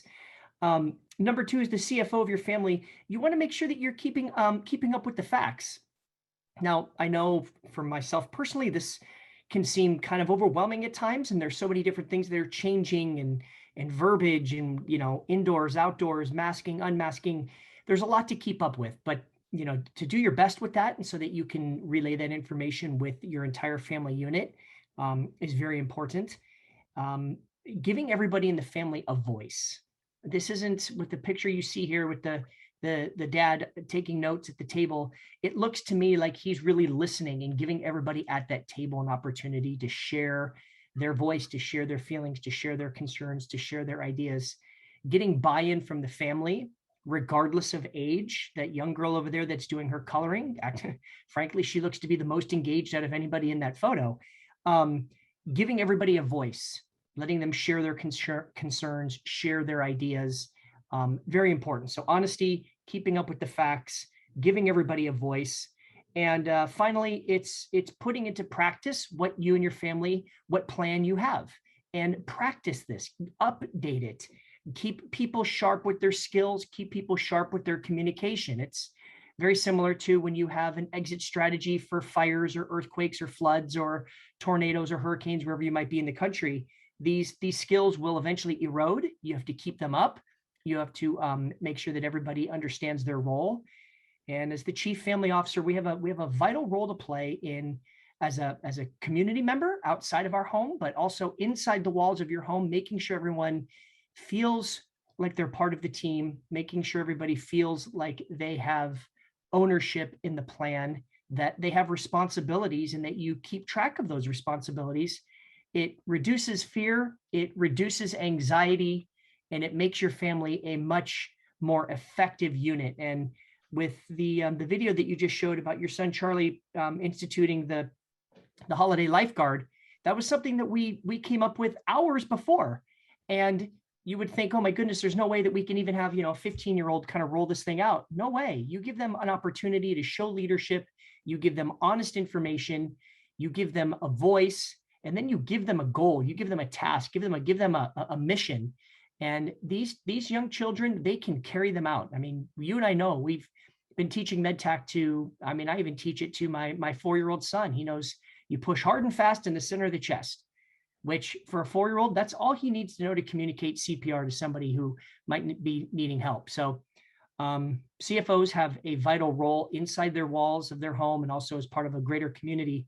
But honesty with your family, keeping up as much as you can with the facts, giving people a voice, and practicing your checklist, practicing what everybody's roles are just great strategies to keep yourself and your family emotionally and physically well during these confusing and scary times. Well, thank you, David. And I would be remiss if I did not acknowledge you for saving the first life with MedTac. You learned the recovery position on a Thursday when I taught it to you to teach 3rd to 6th graders. And within 48 hours, you saved the next life. We'll hear on our panel from Danny Policiccio, who is our film student, who's now at NYU Film School, saved the 3rd life. And one of the dads who you work with as a Cub Scout leader saved the 2nd life. So 3 lives saved just in the people, the small group that we know. Just so you all know, this holiday lifeguard checklist went out to 18,000 people over the holidays with really great reviews. So we really appreciated, David, you just stepping up so fast. And talk about stepping up. I'd now like to come to our reactor panel. Bill Adcox is the Chief Security Officer for the MD Anderson Cancer Institute and the Chief of Police of the police department that serves in Texas Medical Center, where I trained. The Chief is also a winner of the Pete Conrad Global Patient Safety Award. More importantly, he's one of the finest men I know, has been a terrific leader, and has been able to implement the programs that we're discussing through his law enforcement officers and security folks. Chief, before we go to some of our young people in our college and young adults, Chief, do you want to react to what you've heard to date and just let people know what this idea of left of boom is? Oh, thank you very much, Dr. Denham, and welcome to everyone. Let me just say, first and foremost, this is a very informative program. I think it's pointing out how serious the Delta variant is, but also the other variants that are coming after that. The criticalness of all of us getting vaccinated and all of us doing our part. Left to boom, that was a concept that was developed in the military as they were going to Congress to get additional funds. Left to boom is simply a term that's about prevention, primary prevention. How do we do the things we necessarily have to do to prevent something from actually occurring in the first place? And not just, target hardening or protection type of issues. So left to boom is let's get in front of these things.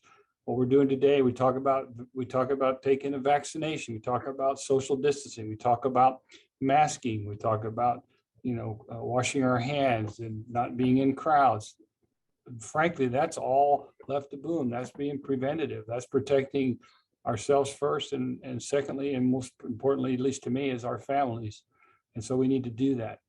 I can tell you right now, and just real briefly, that here, even in our own hospital, We're gearing up for the surge. The surge is upon us.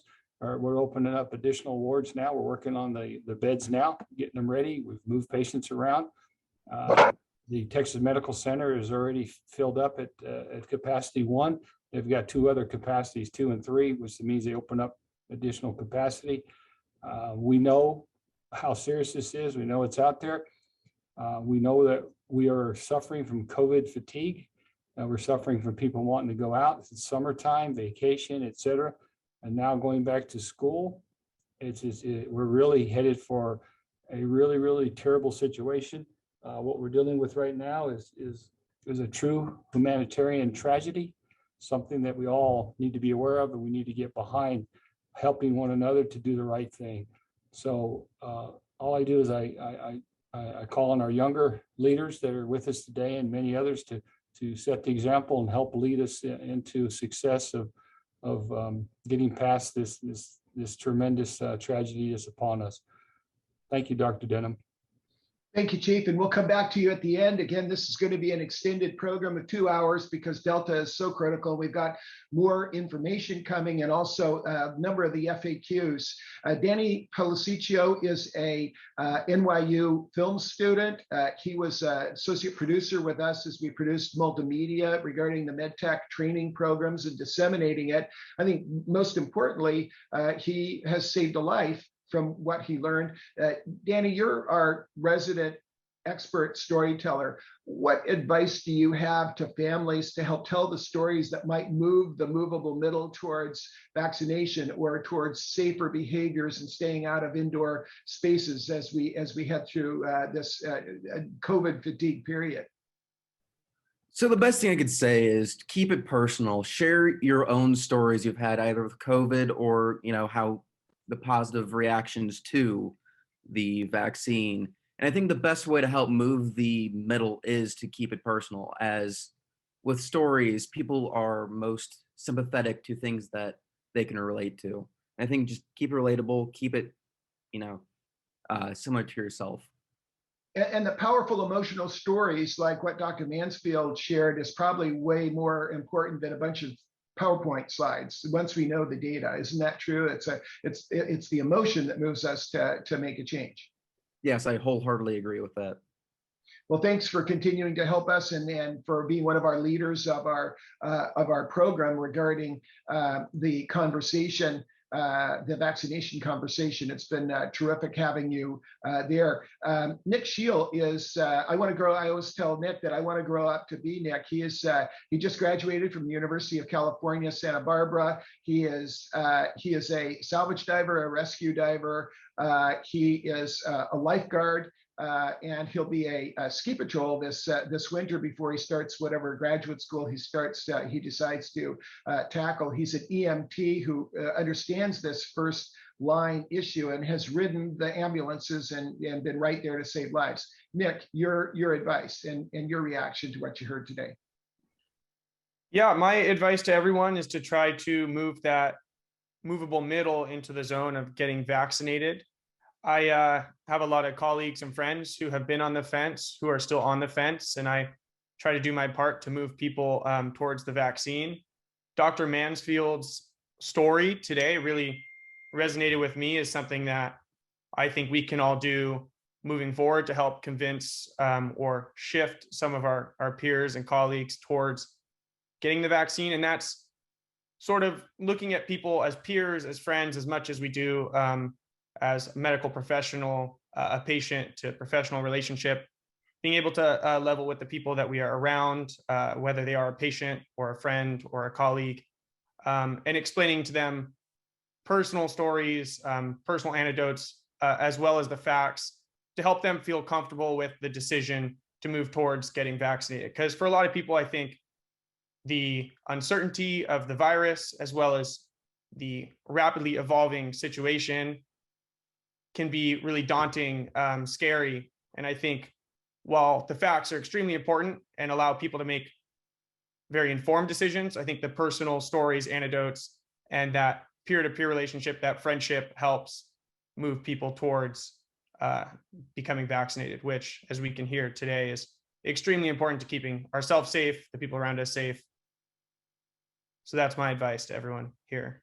Fantastic, fantastic. What we'd like to do now is ask one of our recent members who've joined our student outreach and young adult team is David Grinsfelder.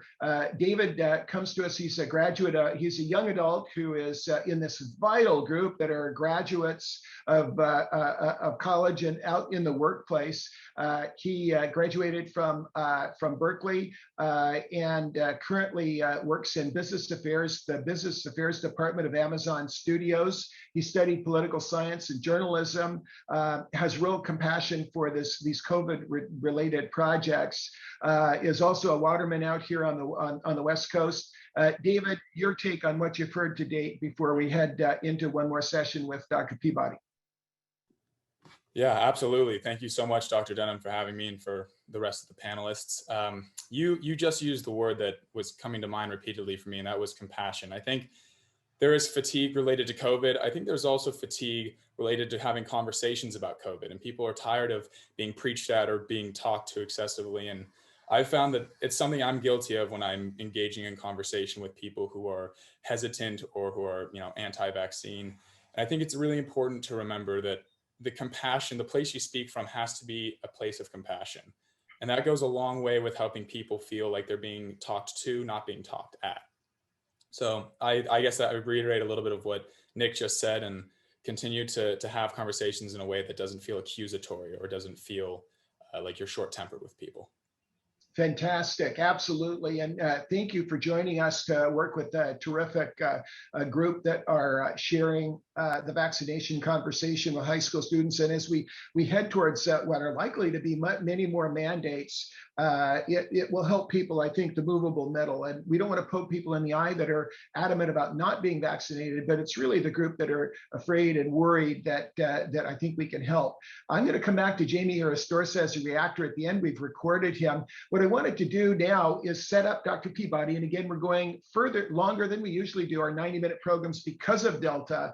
And these are the 10 best practices we covered in our last community of practice, which we thought was the last program that we thought that we would lead. And I'm going to set up the slides and then have Dr. Peabody, who did a terrific job addressing these issues of the 10 best practices.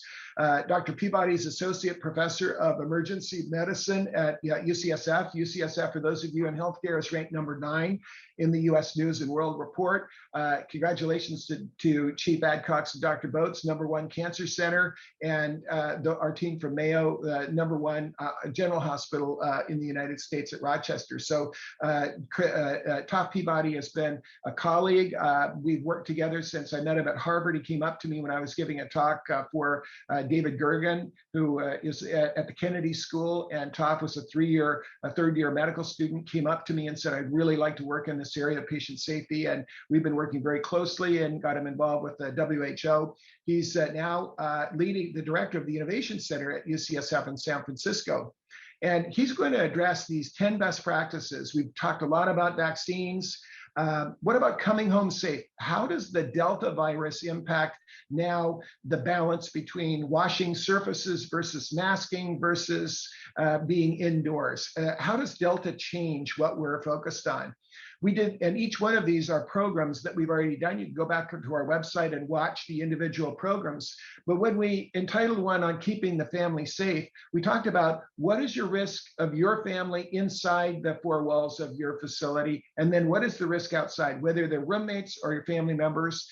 Do you have somebody that has a hyper reaction to viruses? Do you have somebody over 65? Do you have somebody immune compromised? 1 in 3 people have cancer. Half of them have to receive chemotherapy or radiation therapy, which is what I did as a cancer doctor. So what are the internal risks? Then what are the outside risks, which is the rate of infections in the community and the community immunity? That should really drive our decisions, not that we just take something off of social media. We talked, and we'll have a clip later regarding the family safety plan. What are the 4 R's, which are critically important? And we put together a strategy and templates for you to do that. Readiness, being ready for the next surge. Response if somebody gets infected. Rescue when somebody gets sick. How do you know when to go to the hospital? How do you know what to do? How do you get them home? Recovery. immediately after when they come home and they're still infectious? What do you do? How did that change with Delta? And then resilience. How do we make our target of our home or our living unit with our roommates a harder target for that virus to hit us? We want to thank Heather Foster, who can't be with us today. She's off the grid, but she and Dr. Boats helped us with the strategy of how do you take a room in your house and turn it into an isolation room to take care of someone who is sick if they can't stay in the hospital, if the hospital is overwhelmed. And many people are sent home sick and are told, create an isolation room, take care of it, be careful. And people are not sure what to do. So we developed checklists actually from the hospitals. This is Heather Foster's picture, a frontline nurse, infection prevention advisor who helped us with that program. And then Dr. Christopher Peabody and our other emergency medicine doctors, such as Dr. Fox and others, helped us with what do you do to take them to the emergency department? What do you keep your phone battery charged? You may not be able to go in with them. What are discharge precautions if you have to bring somebody home? We addressed all of these in terms of the emergency care loop, and which Dr. Peabody will address. Years ago, I worked with TOF, and I developed something called the 5 Rights of Emergency Care, and asked, well, what are the right things to do? Find the right place to go, the right provider, the right diagnosis, the right treatment, the right follow-up. We've got a videotape on our website that you can watch. I won't belabor the point so we stay on time today, but I suggest that that could be something everybody could watch. And then what to do when they're in the ICU. We've had so many friends and family members get sick, and then they go in the ICU, and can you go in to see them? Now that more people are vaccinated, they're changing the rules. In the prior months before the holiday, before too many people were vaccinated, you had to communicate by iPad. And so, but now what do we do and what can we expect?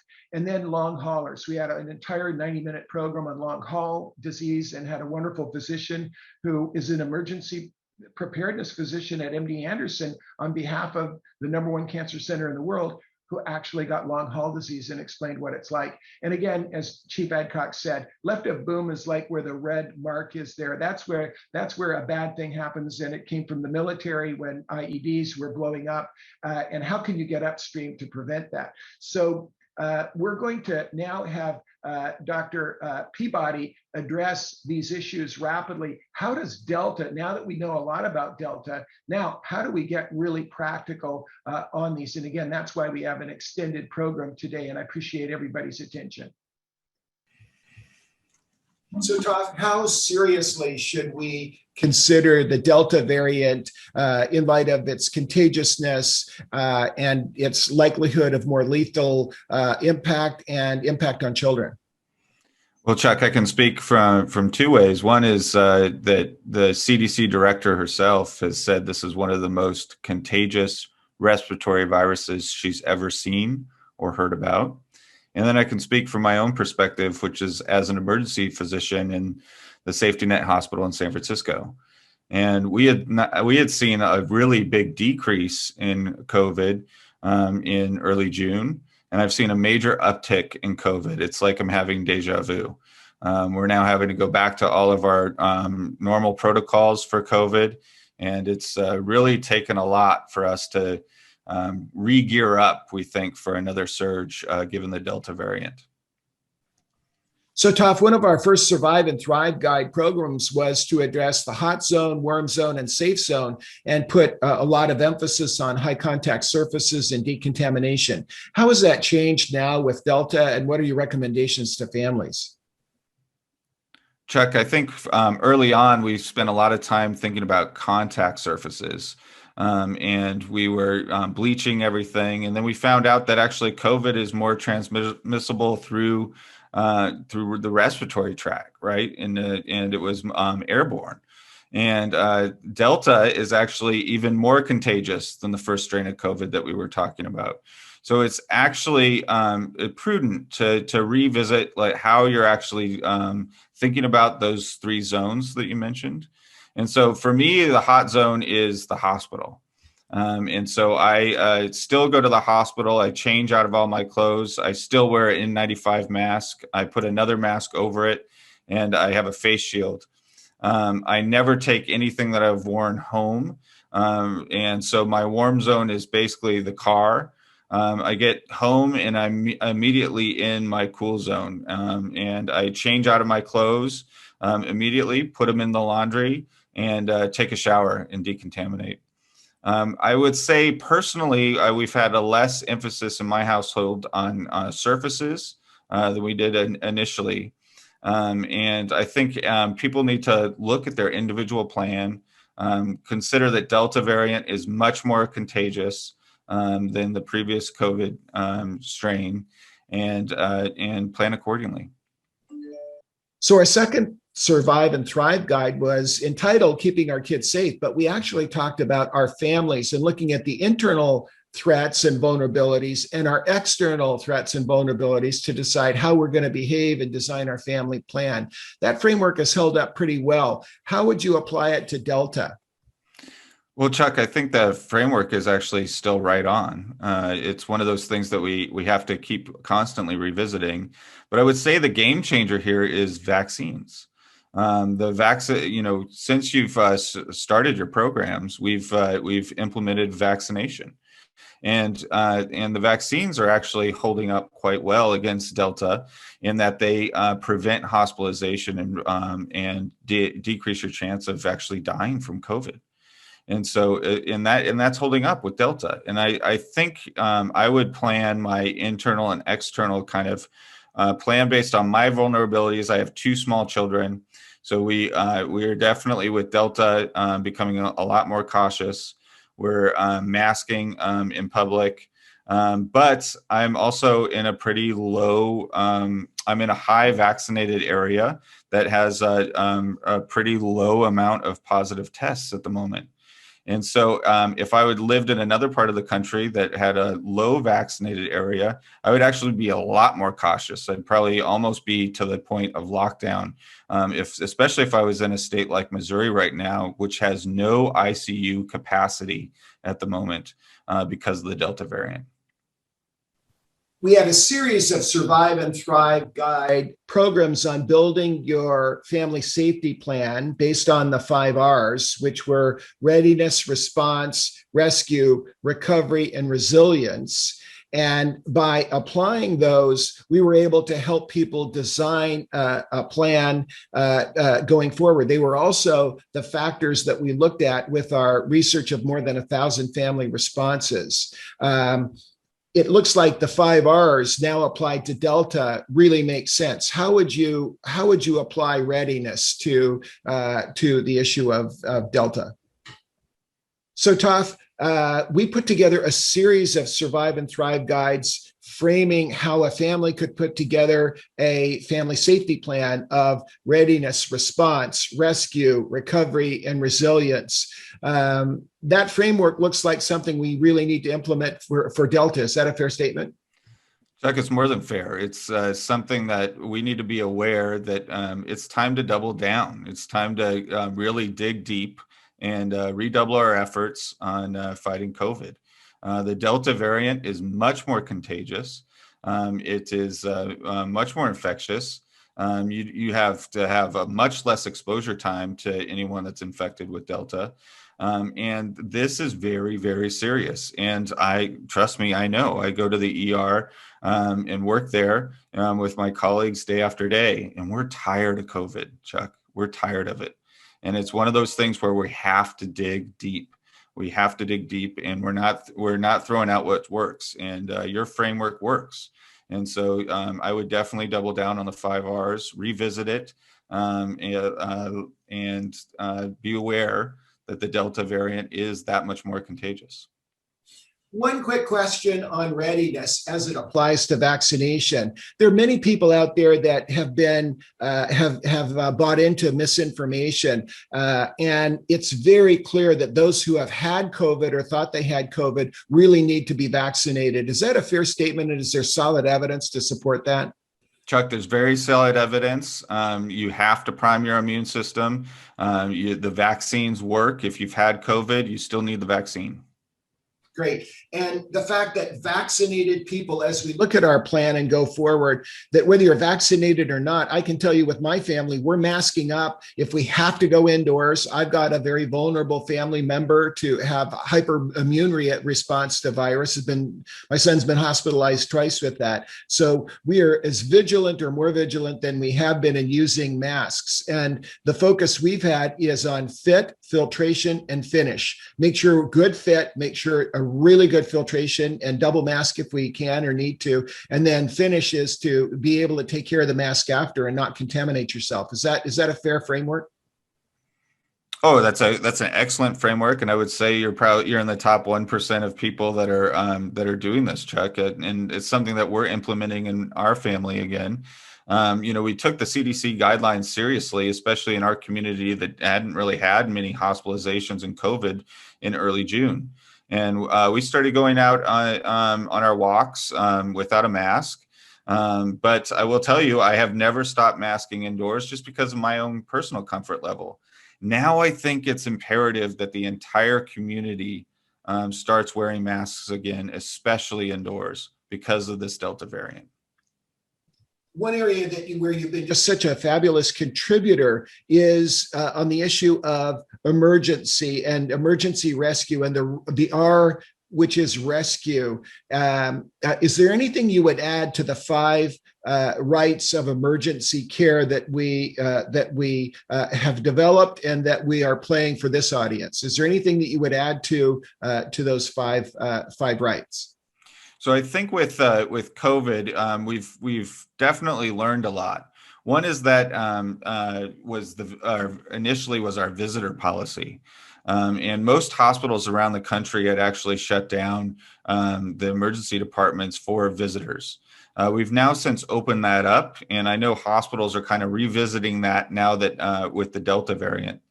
But I would say that most vaccinated persons will be allowed to visit their loved ones in our hospital. You will have to wear a mask, and we want you to participate in your care of your loved one. And so it's great to come with the past medical history of your loved one when they're in the hospital. And it's really important. And Chuck, we've emphasized this again and again to emphasize what you should do upon discharge. So really fundamentally understanding your diagnosis, the reasons to come back to the emergency department, and with COVID, to really fully understand how to isolate and keep your other family members safe within your household should somebody become infected. Todd, one of the areas where we had spent an awful lot of work, and then when COVID appeared to be receding, we thought, my gosh, we've done so much work on teaching people how to care for someone at home, and now we're right back where we were. Caring for someone at home and creating an isolation environment and maintaining quarantine and isolation is more important than it was with the Hunan variant and with the UK Alpha variant. Is that a fair statement? Oh, it's absolutely fair, Chuck, because it's more contagious. The virus is more contagious. It's one of the most infective respiratory viruses that the CDC director says she's ever seen. And so this is a virus where we have to double down. But there is one savior, Chuck, and that is vaccination. If you're caring for someone and you're unvaccinated, you will get COVID with the Delta variant. You need to be vaccinated. And so that's the number one priority, I think, for every family around the country. It's the number one thing. I wish the vaccine was available to my small children because I would get them vaccinated right now. I can't wait until that day because I'm going to feel a big sense of relief after these great vaccines are approved for my young children. And I know there's families like mine around the country that are really having and really scared for their young children. And so I hope they don't get COVID. But the number one thing you can do if you're taking care of someone with COVID is to keep folks that are unvaccinated away from them. And if you are the caregiver, to be vaccinated yourself, and then double down on the precautions that you just mentioned about the isolation, about the way we care for folks with COVID, the hand washing, all the things that we talked about at the beginning of the pandemic are true today with Delta. So, Tom, as we look at dealing with folks that are in the ICU, we would just reemphasize the fact that there may be precautions and restrictions that may come down the pipe with this very communicable disease, and people need to be prepared that they may not be able to visit, and they really need to be able to emphasize communication and keeping that linkage with their loved one. Is that reasonable? That's more than reasonable. I know hospitals around the country, especially ones that are at capacity and in other states and regions around the country, are having to go back to those policies just to try to prevent spread amongst in the hospital itself.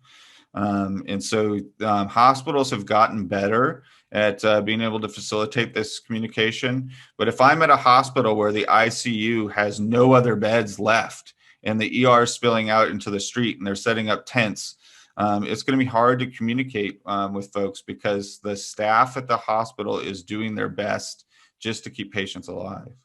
And so being kind, being available when staff are available to help facilitate that conversation with your loved one is going to be crucial. But communication upon discharge, I think if your loved one gets better, understanding the reasons for them to come back to the hospital and understanding the care that will go on within your home while the person's still infectious are going to be key to that communication.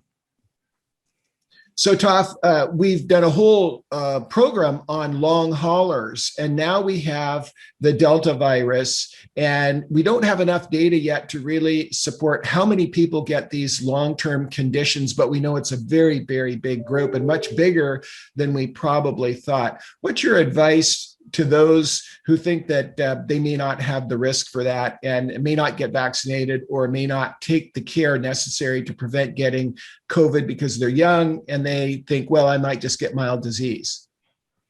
Well, Chuck, there's a couple of things that I would say to folks. One is that you're not the only person living on the planet. You cannot be that selfish. We live in a community. You need to be vaccinated, not just for yourself, but for others. And that's something that when we go to the hospital and we're there to serve you and your family, we expect you to be vaccinated. It's the least you can do for your community itself. And then if you're eligible for the vaccine and you haven't got it, please take the opportunity to do so.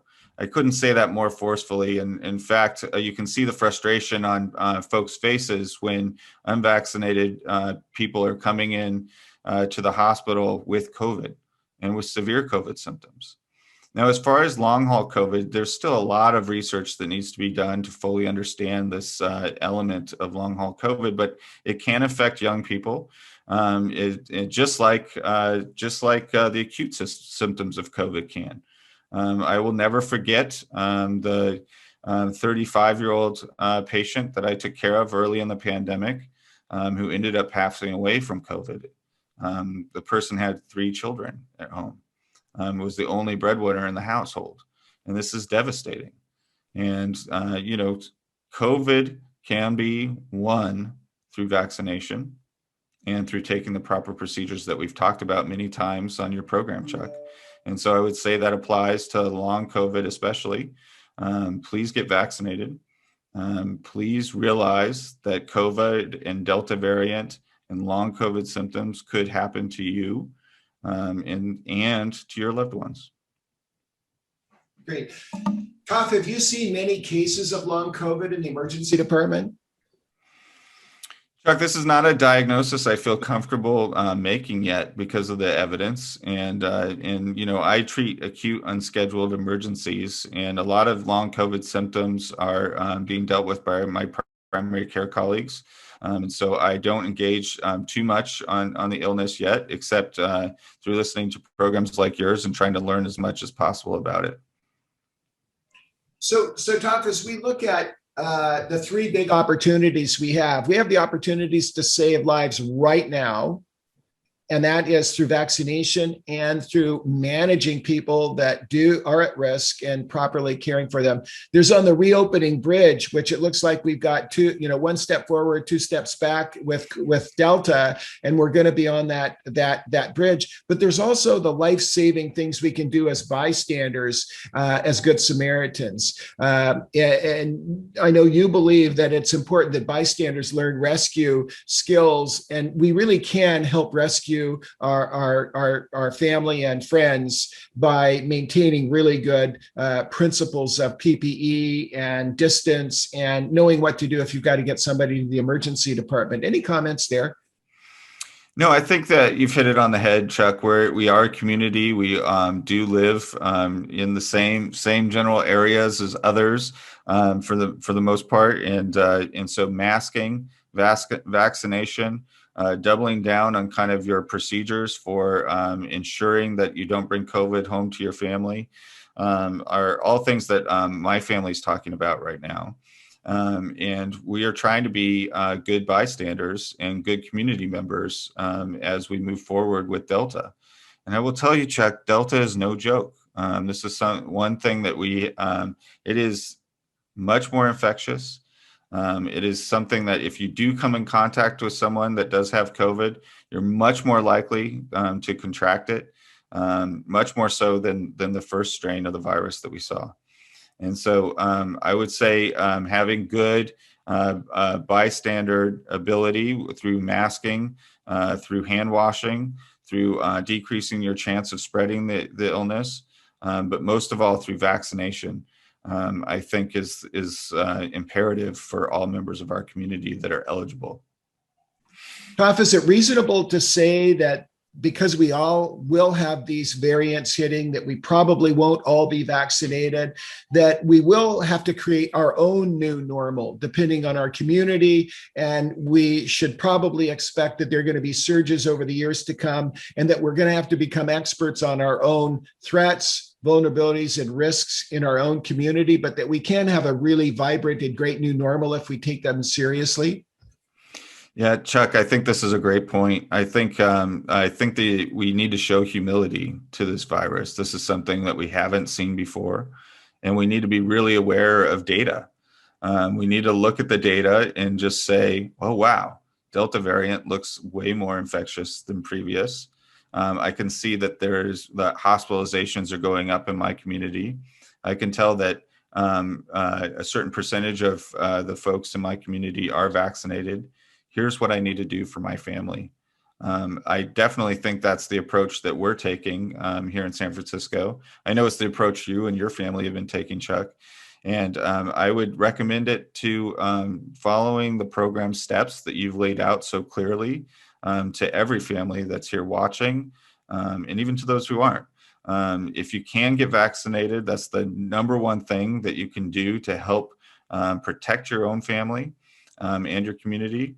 But there are going to be folks that aren't vaccinated, and the Delta variant is going to come to your community. And it's a matter of making sure that your family and your loved ones are safe.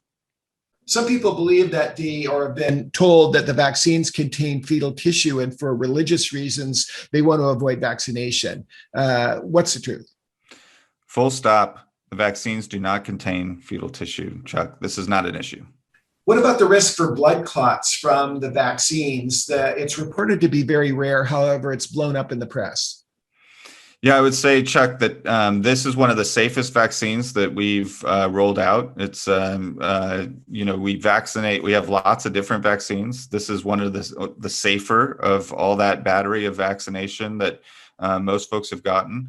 Blood clots, extremely rare. In my opinion, it's not a reason not to get the vaccine. Your risk of getting COVID and getting sick from COVID, especially with Delta variant, is much, much, much higher than your risk of getting a blood clot with the vaccine. Toph, what about fertility, both for men and women? There's been a lot of misinformation out on the web. Could you just clarify that this is just not a risk to worry about? Yeah, Chuck, I'm so happy you brought that up. It's one thing that I'm very proud of our physician group. We had two colleagues who were pregnant They went on the news to get their vaccine while they were pregnant to show people that it's safe. Physicians are getting this vaccine. Physicians that are pregnant are getting this vaccine because they want to protect them and their new baby. And it's one thing that I think is very clear now with the evidence that it is safe to get when you're pregnant. And then when we talk about the worry about future fertility for men and for women, again, there's a lot of misinformation. Absolutely. It was one of the big fears, I think, early on with the vaccine rollout. And this, again, has no evidence behind it. The vaccine should not affect your fertility, and you should feel comfortable getting the vaccine. Getting COVID, getting the Delta variant is much more risky for your long-term fertility, in my opinion, than getting the vaccine.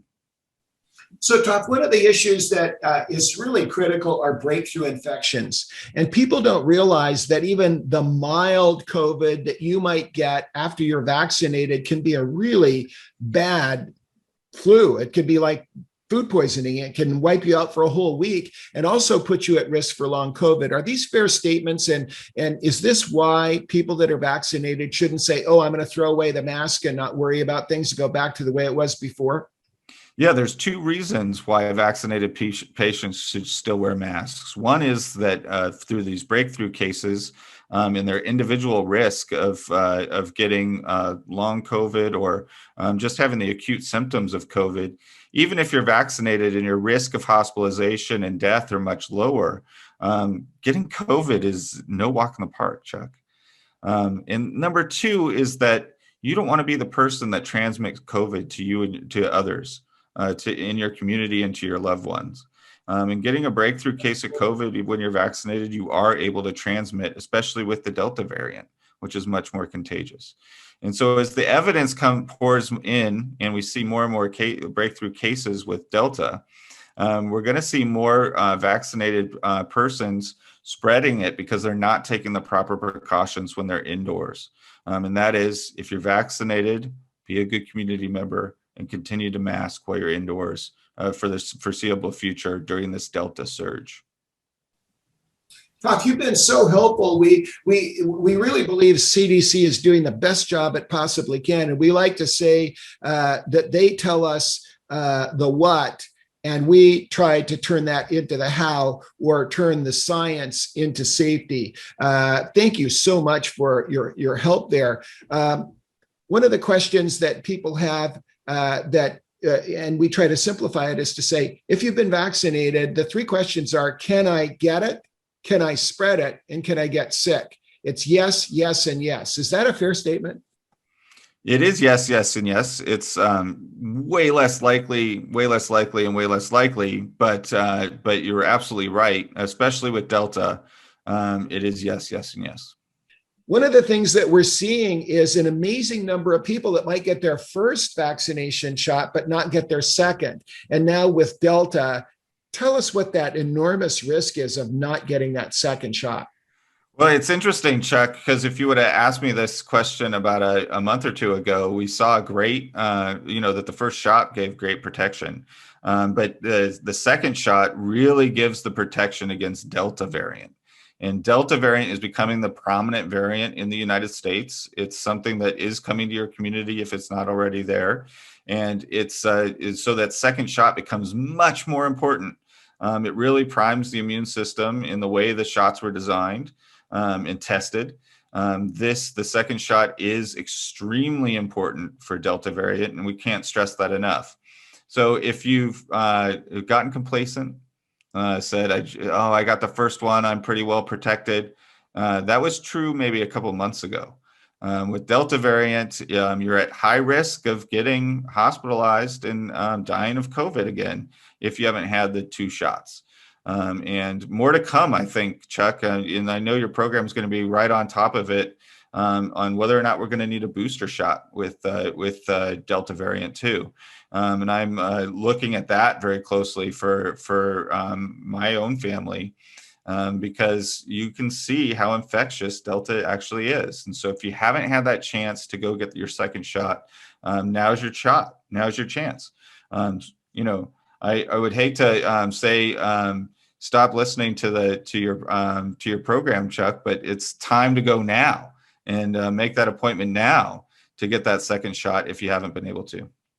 Thank you so much, Toff, for really, really important issues. Toff, are you surprised that we had a spring-summer surge of adolescents and young people coming down with COVID, actually 1 in 5 going in the ICU, and a number of them then on respirators? Are you surprised that this happened, and do you think that it's well publicized?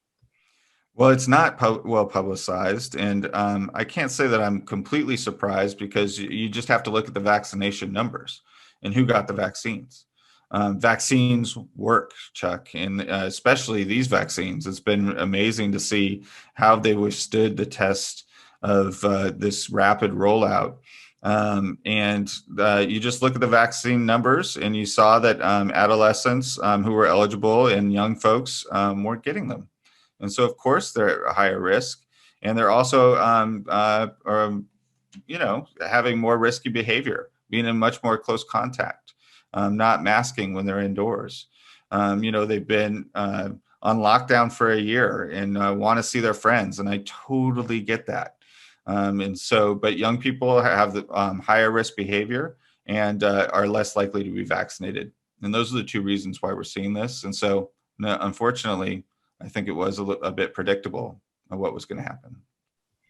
So, Toff, one of the pieces of misinformation that has impacted a lot of people is the belief that the vaccines were created almost overnight and there were not years of development of the mRNA viruses. Can you clarify the fact that much work was put into this and that they'd already developed the mechanism, and then they used the genetics to be able to develop these wonderful vaccines very rapidly? Can you frame that for us?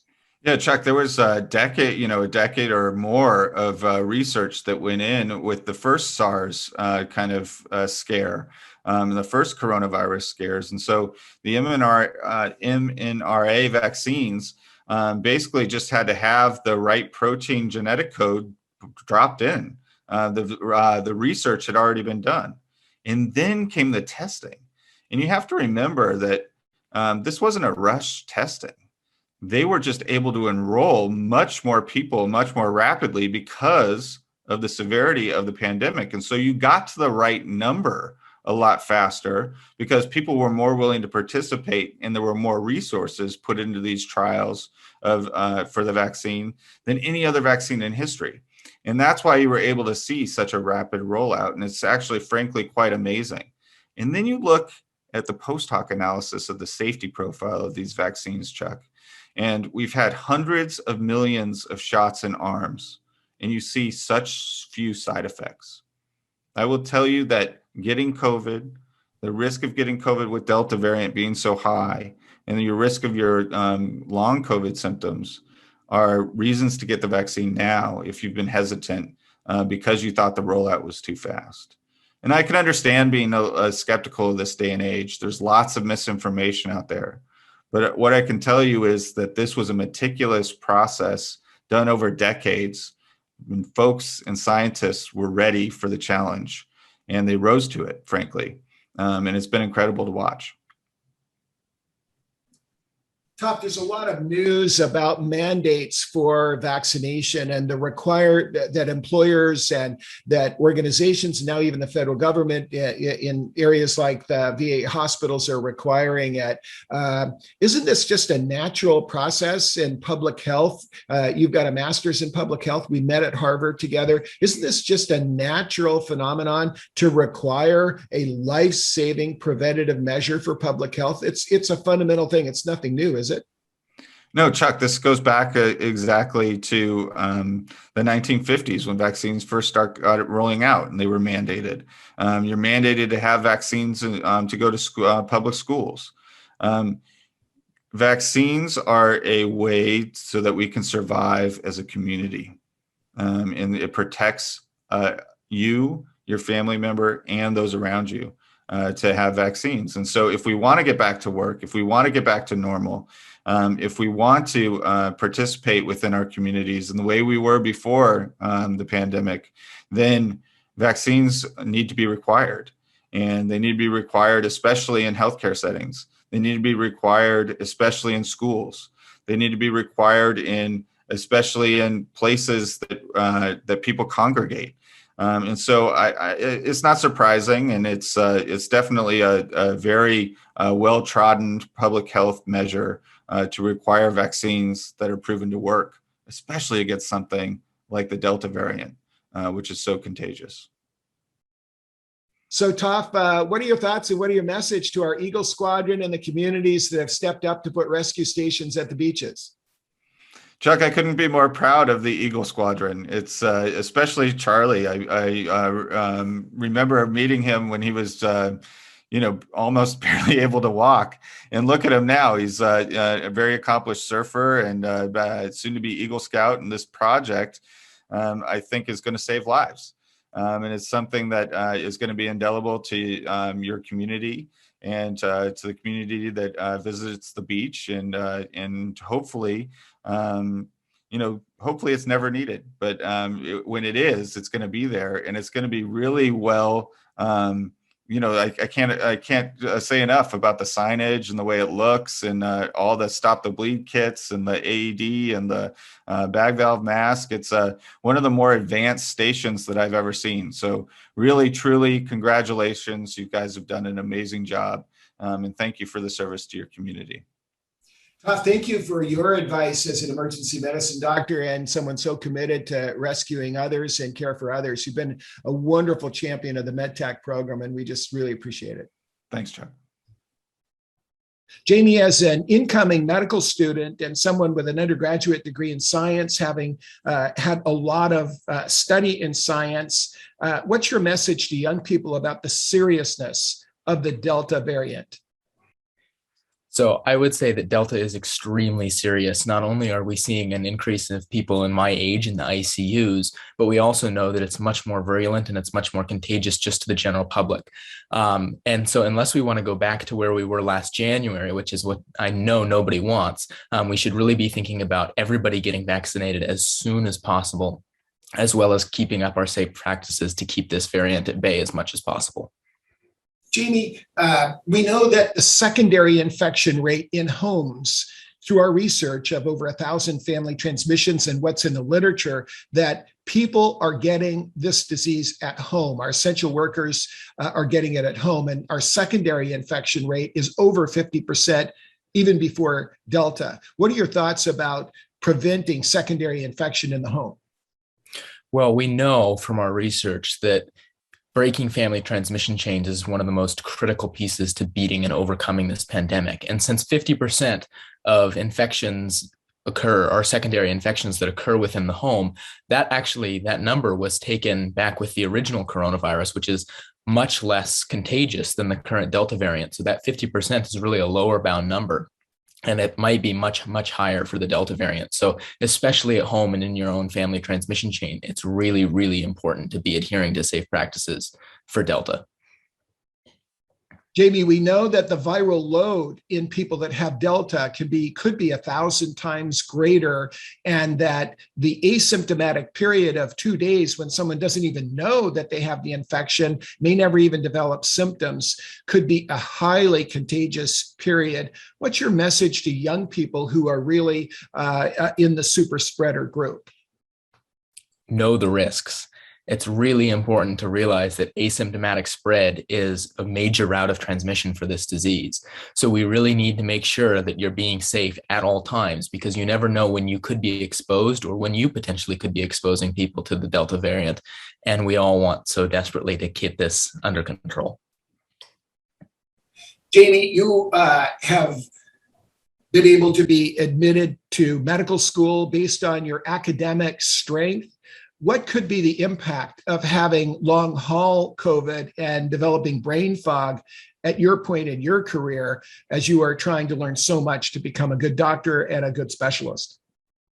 Well, I definitely don't want brain fog. I definitely don't want long COVID, because for me, that could have some major implications on how I practice medicine, how I learn medicine. And in the long term, when I'm caring for patients, if I didn't learn a disease, that could, or some disease process, or the drug that needs to be administered, that could have some serious impact on future people's health too. So I definitely don't want long COVID. Jamie, many thanks for your wonderful contributions to our papers, our videos, and our continuing education program. You've done a great job, and we look forward to seeing you blossom in your career of medical school. Thank you very much. Thanks for having me. Randy, you are the Director of Emergency Management for the University of California in Irvine.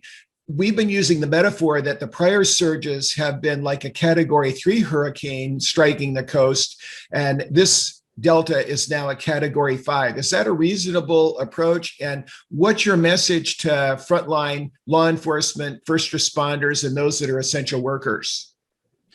Yeah, Chuck, I think that's a really accurate metaphor. It may not have made landfall quite yet, but it's creeping up on our coast. I think one of the biggest challenges with this resurgence of this Delta variant is that, everybody, we were really we had the president saying, we're over this, we're moving on, we've gotten rid of mask mandates, we really we're so battle weary with this, that we were so, moving towards the new normal, and coming out of this. I haven't said in a few meetings that there's a light at the end of the tunnel, and then maybe it's not a train this time, but turns out maybe it was. The way this Delta variant is coming up is just it's so scary, and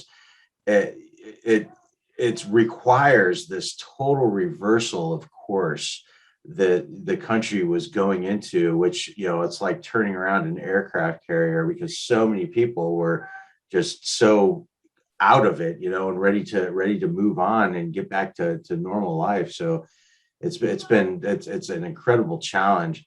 I think that the biggest, with law enforcement particularly, that they're still out there in the front lines. They're still the frontline workers, the first responders, in this country, and they've been moving in that same way, that same area that everybody else has been going into, but they've got to be even more inclined to turn back around, start putting on masks, making sure they're vaccinated. They were a pretty good group of people who got vaccinated in the first place, and they in general, particularly UCI PD, they were very quick to protect themselves. But now it's we're so weary of everything that's been going on that it's easy to let our guard down. So the first responders particularly really have to keep their guard up and remember that this thing is out there. You could still get, this Chuck, the news that just came out that, even an asymptomatic vaccinated person can carry this virus around in quantities enough to spread it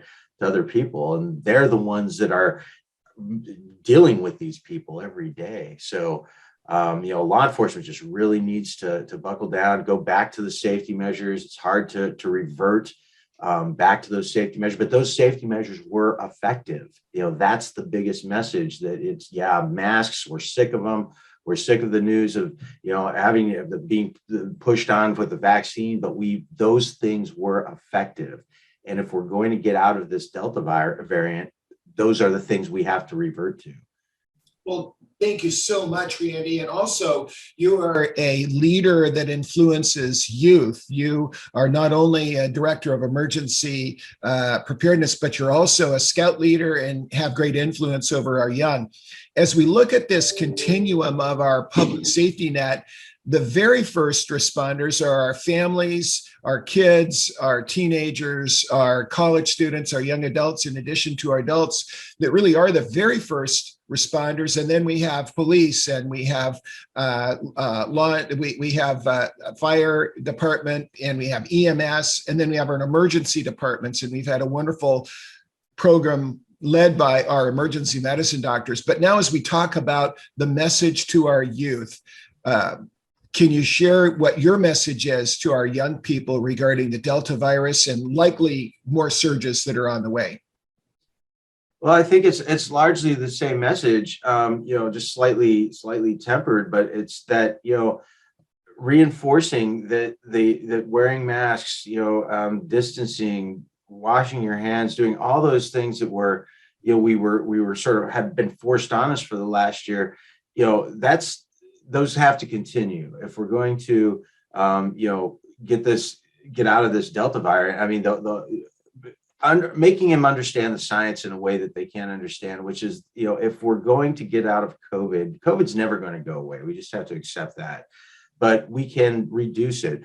We can, if fewer people get COVID, fewer people will spread it and fewer variants will start popping up. I mean, I've heard the Delta variant is being described as just a monster. I mean, it's much more transmissible. It's much easier to get, much more contagious. So we have to take those same measures. But once again, just like we said with law enforcement, enforcing to these kids that these measures, wearing a mask is such a simple thing to do, and it is so effective. It is incredibly effective to stop the spread, not necessarily keeping you from getting, although there is a measure of protection there, but keeping you from spreading it to others if you're carrying it around and don't even know it, which with this variant, if you're vaccinated, is absolutely possible. Make them understand, measures like in scouts, having one scout per tent, on campouts, and, limiting the size of gatherings. We just recently started moving our weekly meetings inside because things were fine, and we were taking our masks off because that was the guidance that we were given. Well, we're going back to outside meetings. We're going back to putting masks on. Scout leaders need to be especially, diligent about that, to make that to lead by that example, by putting those masks on and making sure that they require their scouts to do the same thing. And these scouts, if they are eligible, if they are of age, go get vaccinated. My son hates shots more than anything, but when it came time to get vaccinated with this, we said, you need to do this. It's not for you. It is, obviously you're protecting yourself, but you're also protecting all these other people that if you cannot, get this disease, of course, now we're finding that vaccinated people can in fact become infected.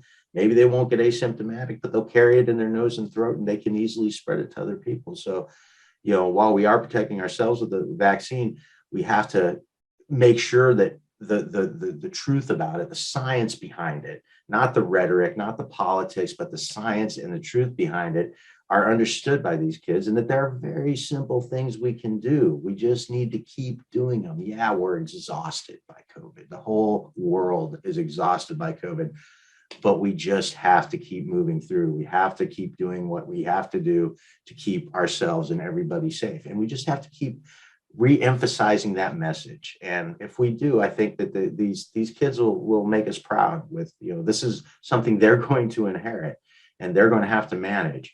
So we need to, accept that and help them with that to the extent that we can. Well, thank you very much. And thank you for all you've done and all you do. And thank you for your collaboration on our now more than 1,000 family response study. We really appreciate it. That's incredible. Thank you, Chuck. And I really appreciate you having me on. David, after hearing the program today of these leaders, what are your thoughts?